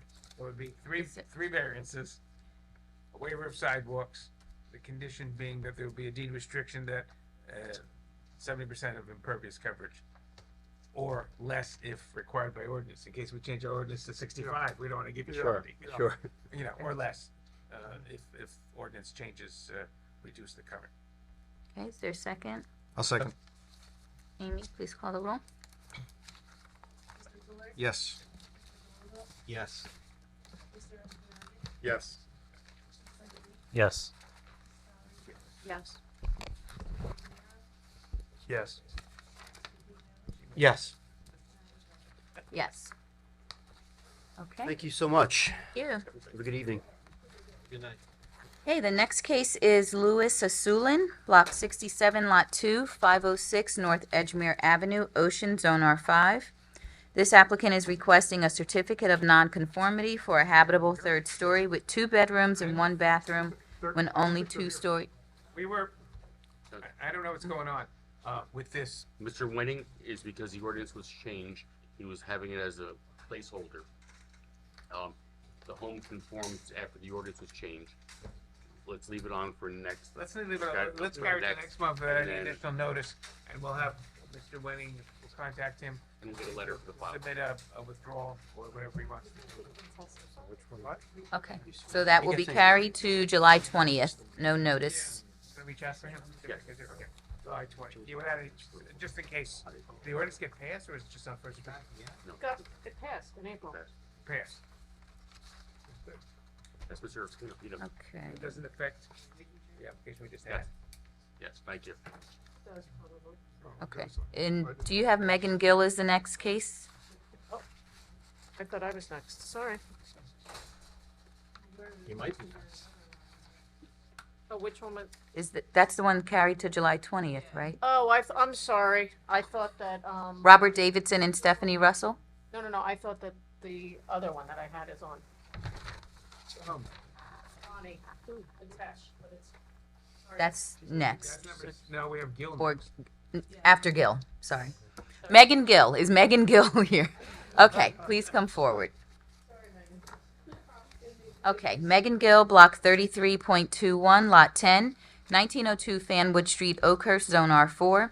This applicant is seeking approval for a garage addition and expansion of the existing driveway with variances for minimum front yard setback, 30 feet required, 25.5 feet proposed, maximum width of driveway, 20 feet permitted, 23.5 feet proposed, and lot coverage. And Ms. Gill, if you can state your name, address.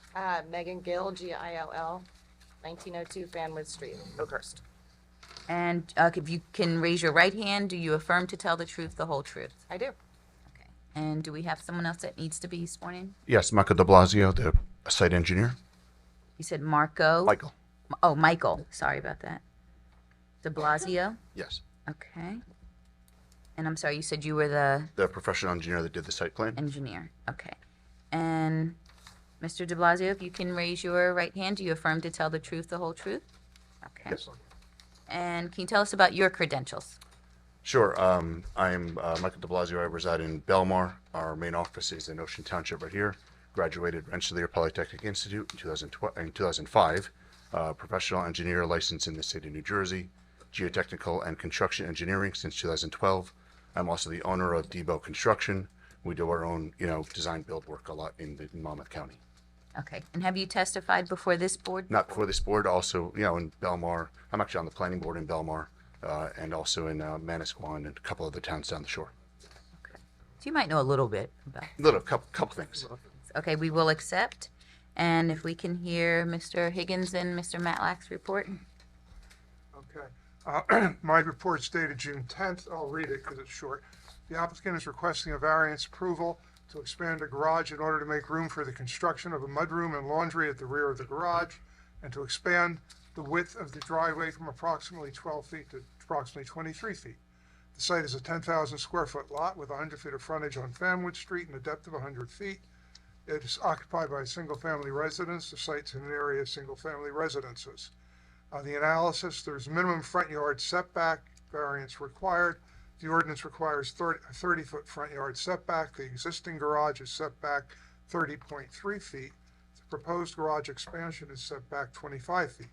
Since the encroachment is only 5 feet deep and 13.33 feet wide, I do not have a significant concern regarding the negative impact.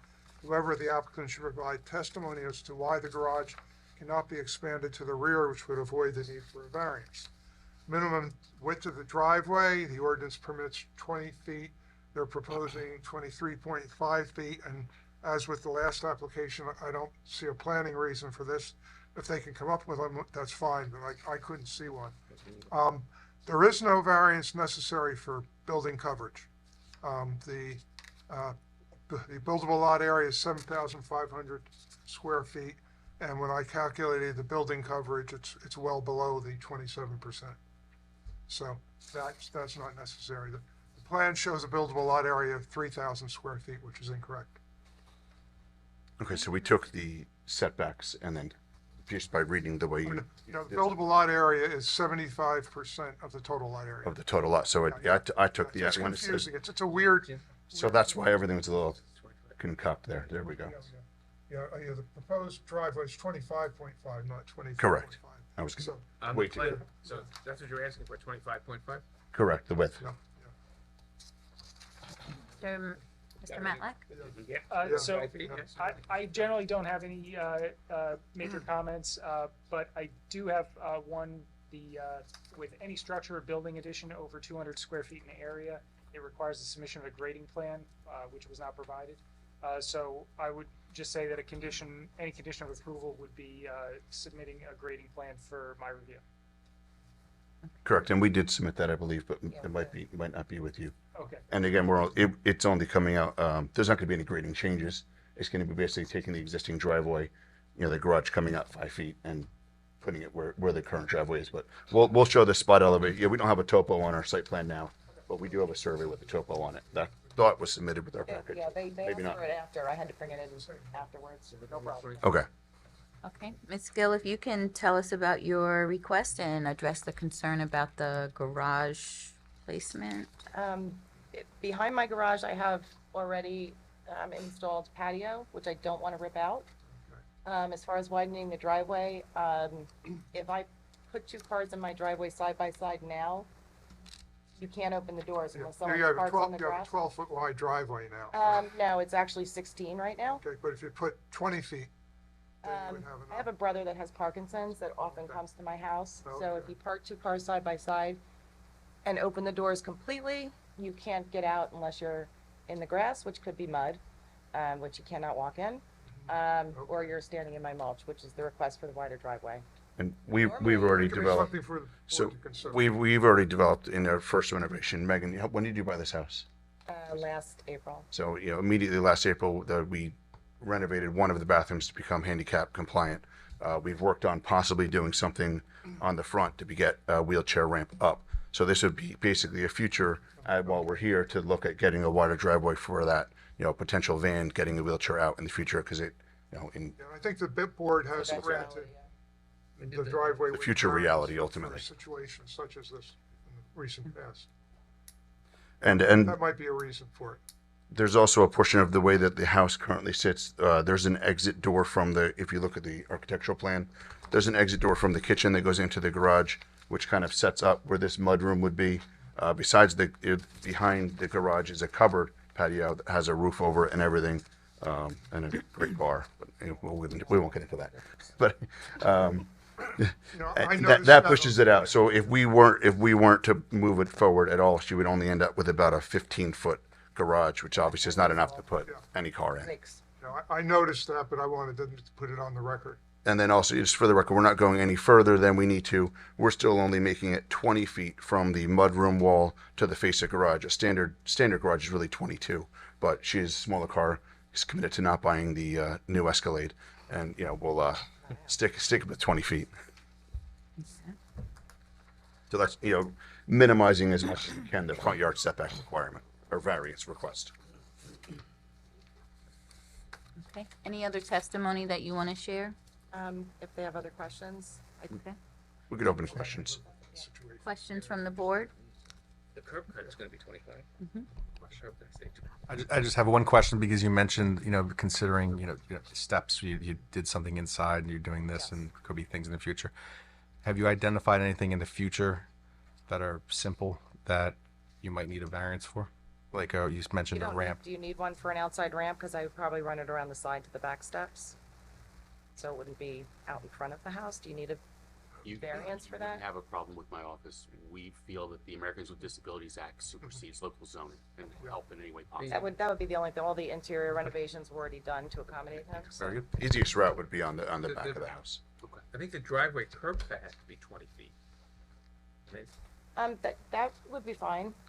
It would, That's fine. So we could open up the driveway after a that. 20-foot Yeah. cut. Yeah, so I show a 25-foot cut just to make it easier getting in and out. If you have to reduce the curb cut to 20 feet, and we would follow, the site plan, there would be details for that based on the. Is that what you would prefer? Well, yeah, I think that would be better. We could do that. 20-foot curb cut. Okay. And it would fan out to 25.5. Yeah, that's what it is. Yeah, that'd No be fine. problem. Okay. It's just really the parking area and getting the doors open and being able to get out. The on revised plan now. Asphalt. No, but I mean, we do have a 20-foot curb requirement, and this Yeah. way, The driveway widening is cool. Right. A little more than a square cut. That'd be fine. Perfect. Actually, Jim was correct in his report. It is 23.5. The 25.5h is the setback from. Okay, that's It that's says right. proposed. I don't know what that is. I thought that's the width, no? That's the setback. Dimension arrows from the Which I don't. front of the garage to the front. Probably should have dimensioned. So it's gonna be 20 3.5? Yeah. It may be Correct. 24 because my plan is Yeah. to 98% scale. So, I, Yeah. that just I have needs the to be- scale plan and my scale same, Yeah. same, 23.5. Okay, 23, okay, I'm looking at 25.5. That's the front setback. Okay. Any other questions from the board? Questions from the public? Okay, motion to close the public hearing. Motion. Is there a second? Second. Amy, please call the roll. Yes. Yes. Yes. Yes. Yes. Yes. Yes. Yes. Okay, will someone offer regarding the front yard setback, width of the driveway, and grading plan if it's not submitted? I'll offer for a positive resolution. Second. Okay, Amy? Yes. Yes. Yes. Yes. Yes. Yes. Yes. Yes. Okay, best of luck to you, Ms. Gill. Thank you. Thank you. Next case, Bonnie Batesh, Block 63, Lot 1, 510 Staffa Street, West Allenhurst, Zone R5.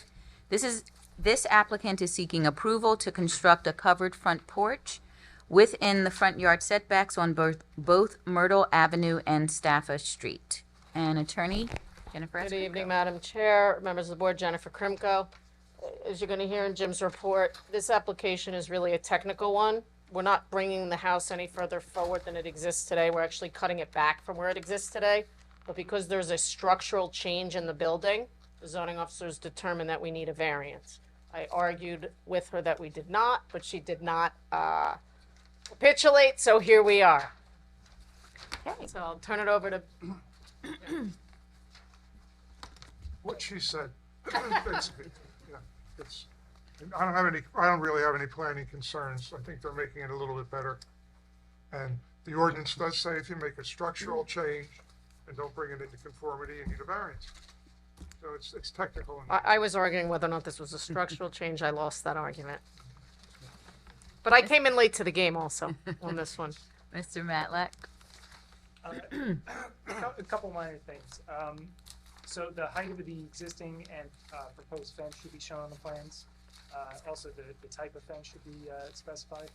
And similar to some of the other ones we heard tonight, the curbs and sidewalks are required on all streets.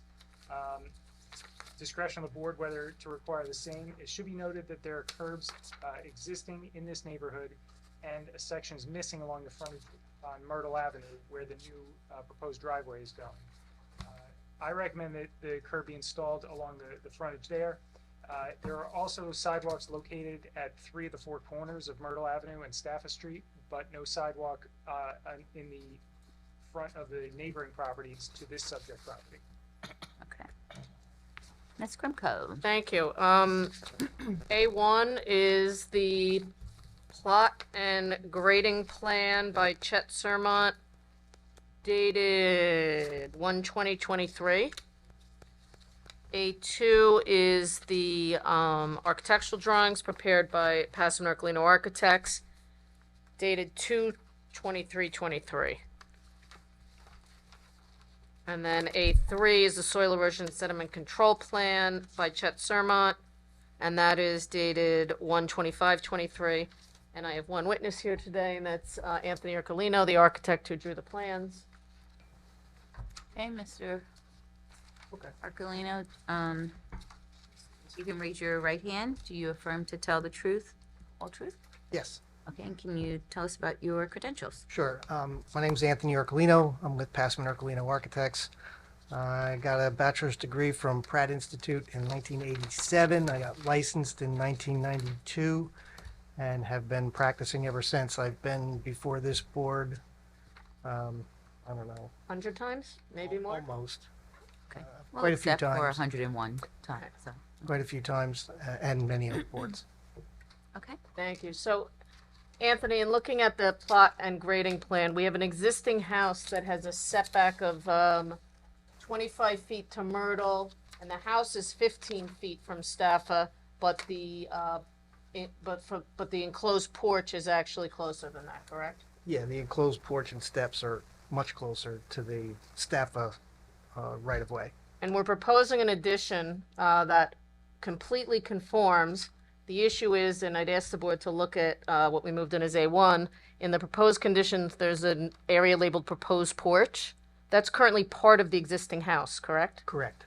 So you're essentially opening up the house, thereby limiting or reducing the impact to the street by making it an open porch as opposed to a building. Correct. We're taking down the wall and putting up a railing and basically making it an open porch, a portion of the existing house that's there. And the rest of the house complies? Correct. Okay. That's the structural change. We're making it from a solid house to an open front porch. We thought that since we were actually making it less of an impact, perhaps a variance would not be required. But because of the change we're here, and the addition and the pool and the shed, that all fully complies. Correct. And you're removing the non-conforming garage. Correct. We're removing the non-conforming garage and we're removing the enclosed porch on Staffa Street. So we're improving the condition on Staffa Street. We're improving aesthetically the condition on Myrtle, and we are removing a non-conforming garage. And the fence on the architectural site plan says 6-foot stockade. I guess Chet just forgot to put it on his drawing.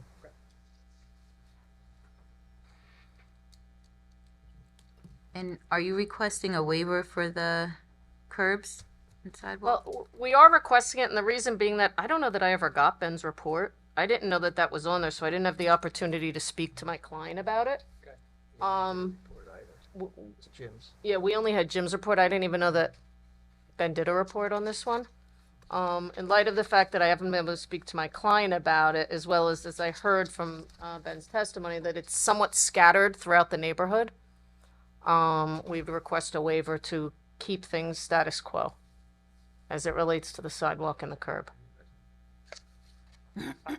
I would say that I wouldn't have an issue with the sidewalk not being installed, but the curb, because there's curb on along Staffa Street that fronts this property. We'll connect the curb on. There's curb on the neighboring property on Myrtle Avenue. That the two should be connected. We'll connect the curb. Okay. Apparently, it's going to come out of my pocket if my client No. says it's a problem. They're requesting that we waive the requirement for sidewalks. Correct. The applicant will provide curbing Where to connect it. to connect where needed. Mm-hmm. Go ahead, Engineer. And the existing and proposed fence shown on the plans? Yeah, it's actually shown on the architectural plans. It's 6-foot stockade. Or surrounding the pool. Okay. Properly set back. Correct. Yeah. Okay, any questions from the board? Questions from the public? Motion to close the public hearing. Make a motion. Close the public hearing. Second.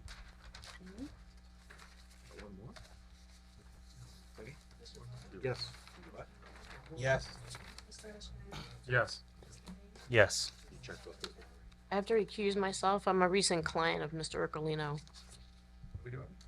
I don't know if that's a conflict. Two more. Mr. Steinberg, your Pardon me. opinion? I didn't hear you. Is it a conflict that Grace Ann is using Mr. I would suggest you recuse Oh. yourself I don't think so. at this point. And we have enough board members to vote, so. Yes. Yes. Yes. Okay, will someone offer for the front yard setback and the waiver of the sidewalk, but not for, and to connect the curb? I'll make a motion for a positive resolution. Second. Who seconded that? Amy? Yes. Yes. Yes. Yes. Recuse. Yes. Yes. Yes. Thank you. Okay, thank you. I think I was only here because they didn't know how to do notice. That was a very easy one.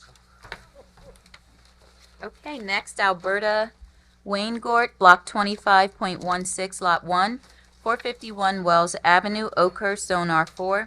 This application is to demo the existing dwelling to construct a new single-family home with an in-ground pool, cabana, and covered patio.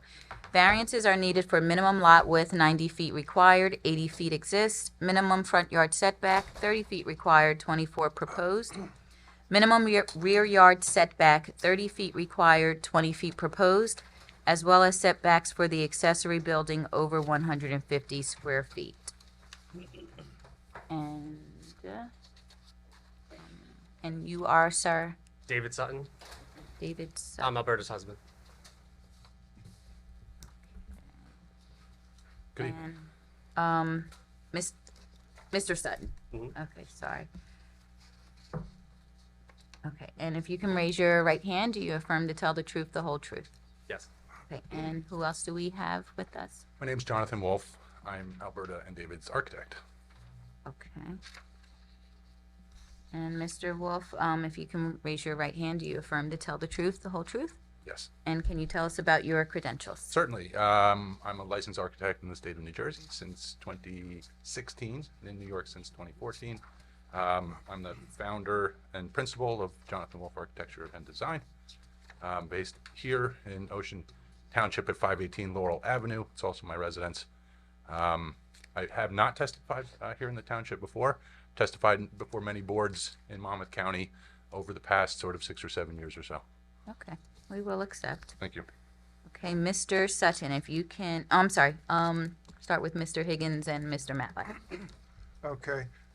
The applicant proposes to demolish an existing one-story residence and replace it with a new residence and pool.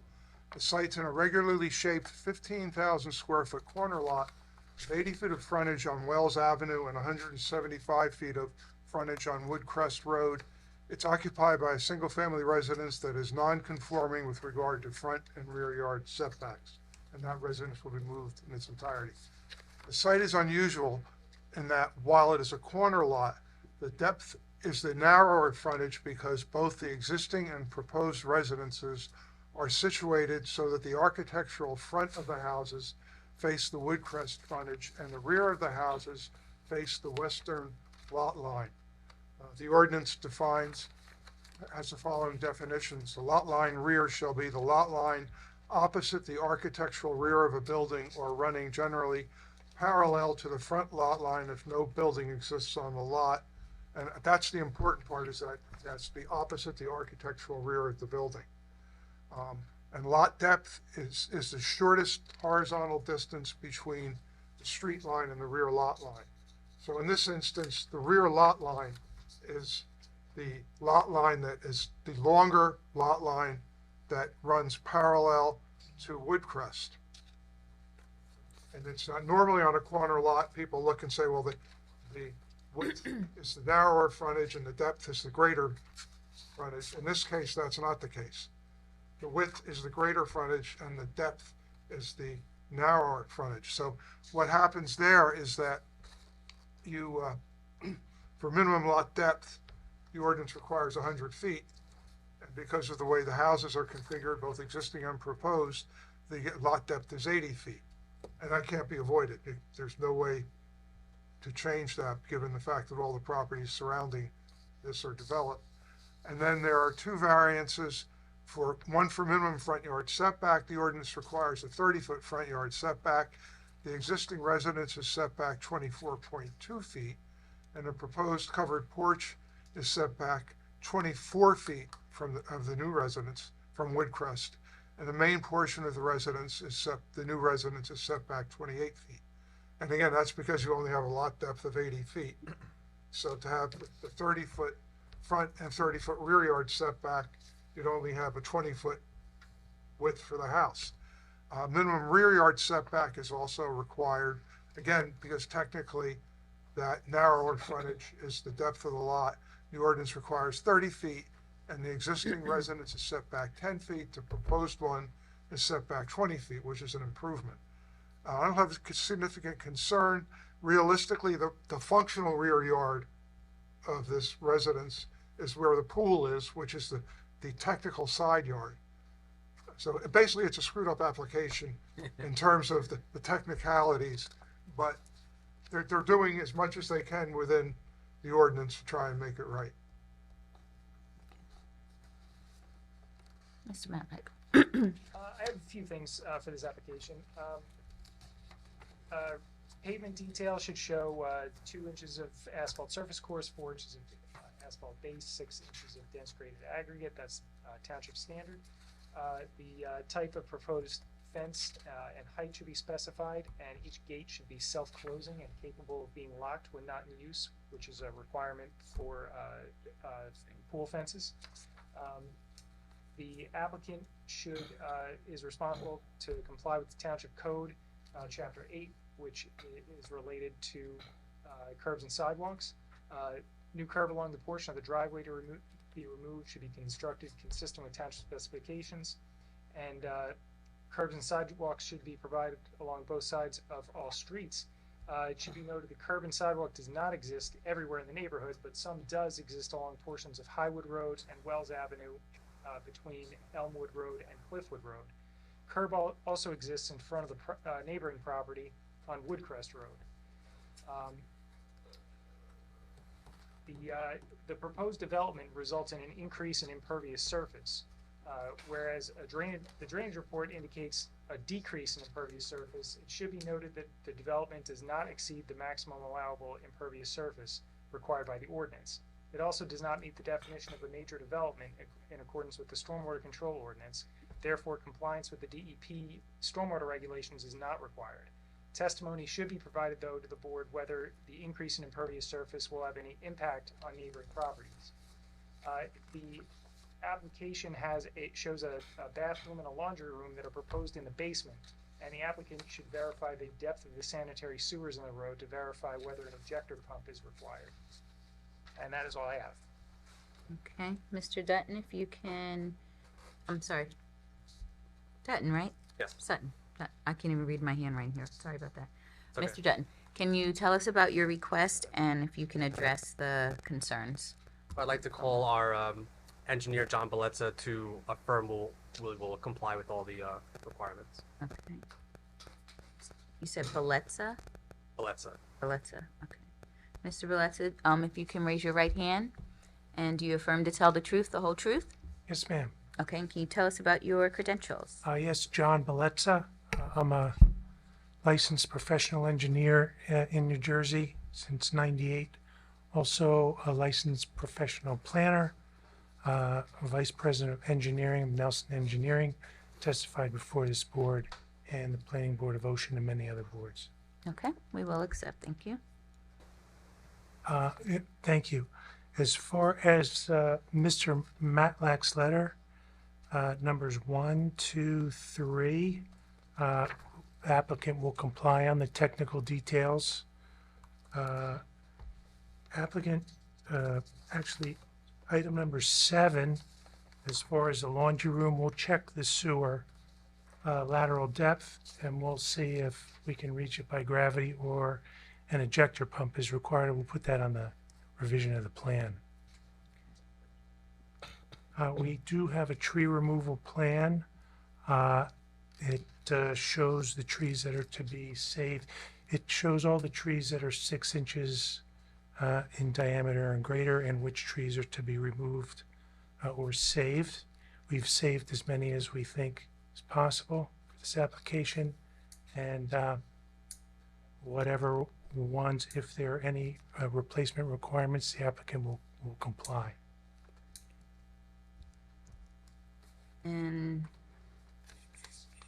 the testimony about the increase in impervious surface. Yeah, the increase in impervious surface is very minimal, and we're not changing any of the drainage patterns on the site. I believe we're at 39.7% of total impervious coverage, where a much higher percentage is permitted. We tried to meet the existing impervious coverage, and at a late date, the applicant had some changes, and we went over slightly, but as far as that goes, it's just a few square feet, and it's not going to be a noticeable increase. So, Madam Chair, I measured 5,579 square feet of total proposed impervious coverage and the existing 4,497. So it's a little under 1,100 square feet of new impervious coverage, which is 49.6%, which is still below the ordinance requirement. It's just that increase, I just want to make sure that the neighboring properties are not affected. To me, it looks like generally the grading is going in the same direction that it currently goes. I guess the only area of concern might be around the pool, but that's only really 3 feet wide of walkway around the pool that would generate impervious runoff. So I don't think that's really that big of an issue. Okay. And then as far as the curbs and sidewalks, is there any testimony to that? Well, there's no curb sidewalks around the house, so the applicant's requesting a waiver on that. Gentlemen? Yeah, I don't have an issue with the sidewalks at all. There's no sidewalk on this block other than along Highwood Road, which is more of like the main through street. The curbs, I don't think it's really that big of an issue because, again, there's no curb in the neighboring properties. There is curb across the street, but there is also no drainage. So I don't want to cause a drainage issue in the roadway if we add curb and there's nowhere for the water to run off. So I don't have an issue with waiving that. Okay. Okay. Any other testimony? I want to speak to to who we are in the project. So my wife and I were married a couple years ago, and we grew up in the area. So we were excited to settle down into what would be our forever home. We had plans to renovate. We pulled permits, and we were disappointed to find out that there were major structural problems with the existing home, and we were advised that to continue with the project would be not feasible. We worked closely with our architect to develop plans that would respect the site and the neighbors as well. We even decided to donate the existing home to the fire department in Ocean Township for training that would actually occur before the demo as well. So with that, I'll kick it over to Jonathan Wolf, our architect, to go over the plans. Okay. Just briefly let us speak to you. Yeah, exactly. As Mr. Higgins summarized earlier, we inherited this non-conforming site and worked to regularize this more non-conforming existing condition into something a bit more regular, while also addressing the needs for their house. You can see the existing house is oriented on a diagonal on this corner site as well as at Woodcrest Road. And by nature of that location, it encroaches quite a bit on its rear setback. Existing is only 10 feet, where 30 is required. So really the challenge became, as Mr. Higgins pointed out, sort of working with this existing buildable area really was almost unreasonable. It's just really a narrow strip, about 20 feet or so up the middle of the property. What we're proposing, the rotation of that footprint, our proposed footprint is about the same size. In fact, the living space is slightly less at grade with a covered porch that would bring it slightly larger than what's there now. But we have, by reorienting the house to be sort of orthogonal and in line with the neighboring roads, we've been able to much more closely nearly meet even the requirements for this, the R4 zone. I would point out, we had previously requested an ordinance relief to locate the cabana on the north side of the property. We would propose swinging the cabana around to the east side of the property where it would be in a compliant location, and therefore eliminate the need for that variance. So that's a little bit about the site. We designed a two-story home. The square footage on 2 floors is 3282 with a finished basement that was mentioned. And I have a rendering to show a bit sort of the nature of the house. It's not it's under 30 feet in height, so not terribly tall. It's only 2 stories with an unfinished attic and a finished basement. It's 5 bedrooms and 3.5 bathrooms. Okay. Any other testimony? We have Nick Graviano as well. Okay. Okay, Mr. Graviano, if you can raise your right hand. And do you affirm to tell the truth, the whole truth? I do. Okay, can you tell us about your credentials? Yes, my name is Nicholas Graviano. That's G-R-A, V as in Victor, I-A-N-O. I'm a planner, designer, and partner with Graviano and Gillis Architects and Planners at a business address of 101 Crawford's Corner Road in Homedale, New Jersey. I hold a bachelor's degree from Rutgers University, a master's degree in city and regional planning from Rutgers University, a law degree from the Temple University School of Law. I'm a licensed professional planner in the state of New Jersey. Also hold the AICP certification. I've testified before boards and governing bodies in over 100 municipalities in 18 counties, and I have been qualified before this board before. Okay, thank you. Yes, I'm going to keep this short. I think you've heard the merits of this application. The applicant is before you tonight requesting C variances for a specific piece of property known as Block 25.16, Lot 1, with a street address of 451 Wells Avenue. The lot encompasses 15,000 square feet in the R4 district. As you heard in Mr. Higgins' review, the applicant is requesting a lot depth variance, whereas 80 feet is existing proposed and 100 feet is required, as well as a front yard setback variance on Woodcrest, where 24 feet is proposed and 30 feet is required. You heard the statistics of the existing dwelling. The existing front yard setback is 24.2 feet. The applicant is proposing 24 to the front porch and 28 to the main portion of the dwelling.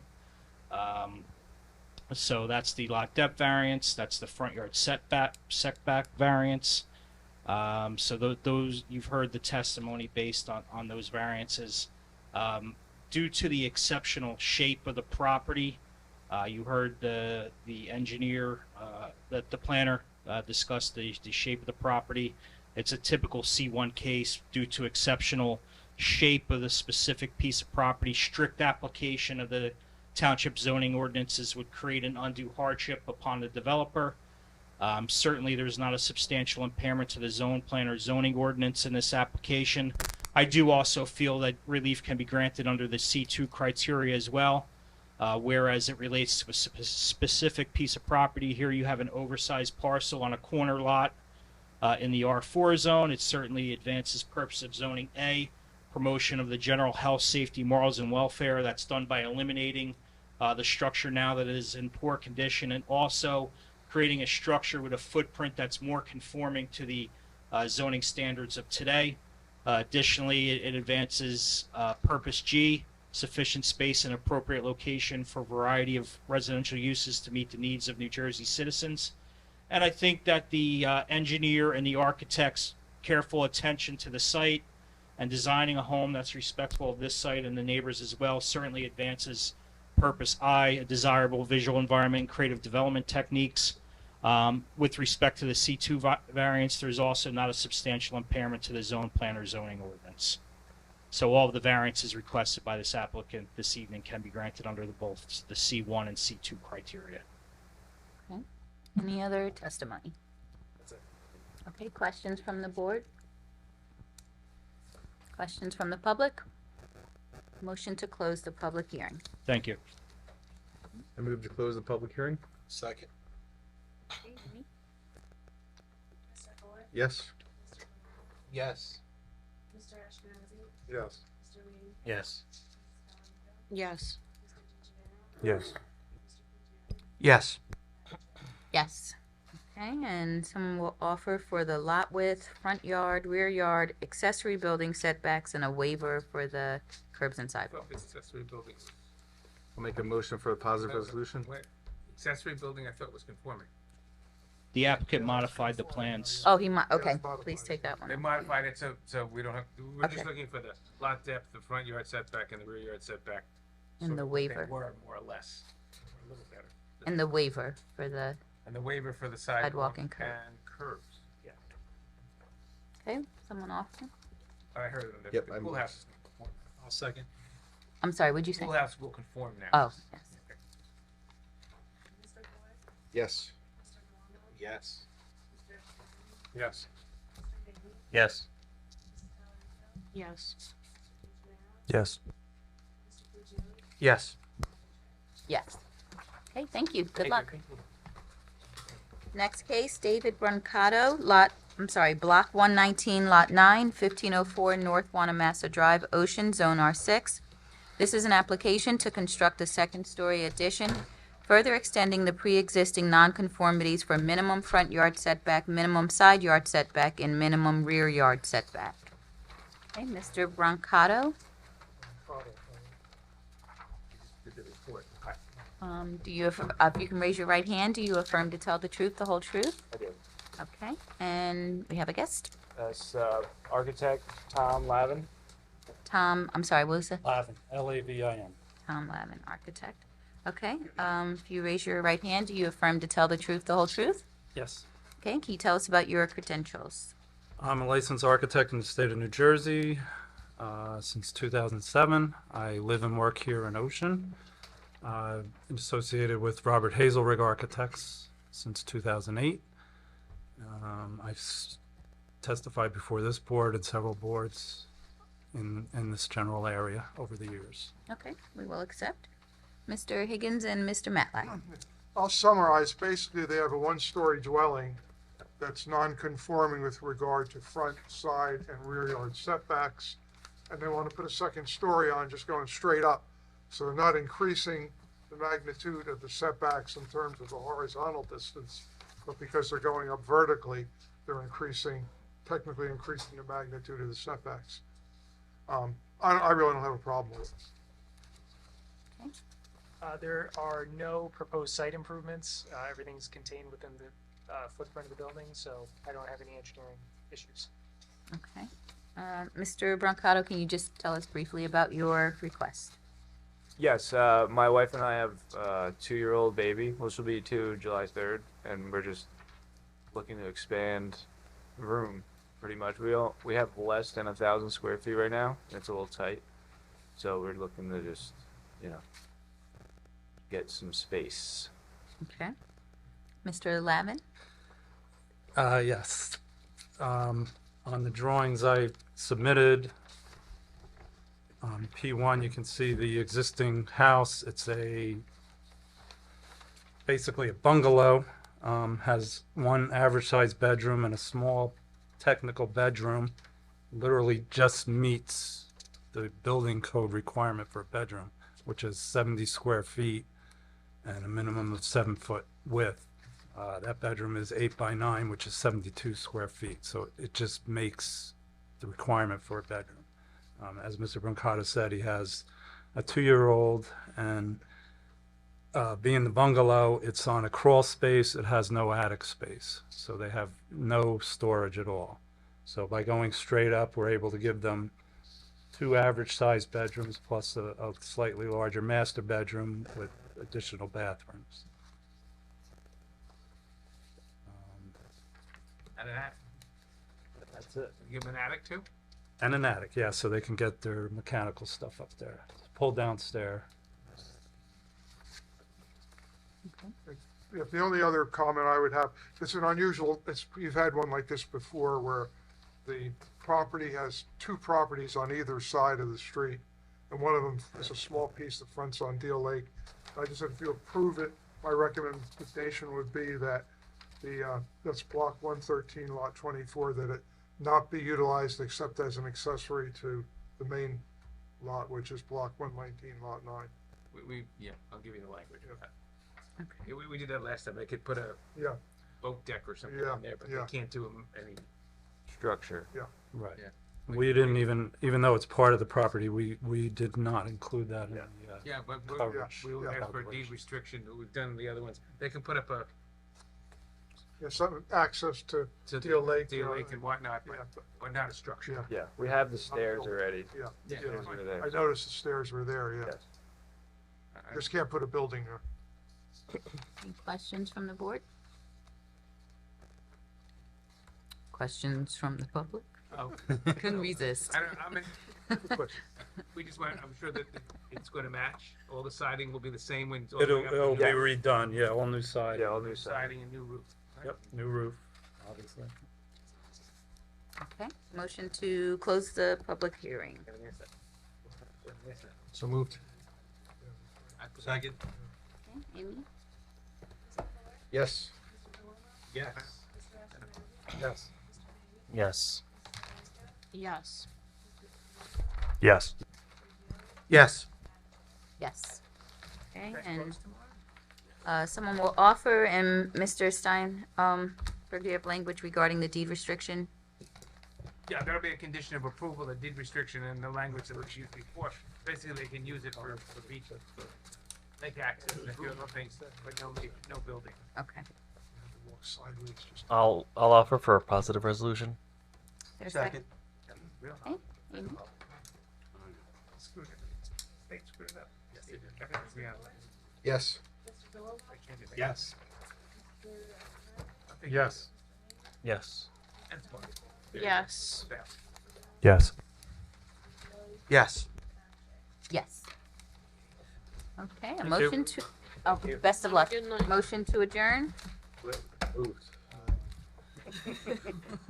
All in favor? Aye. Aye.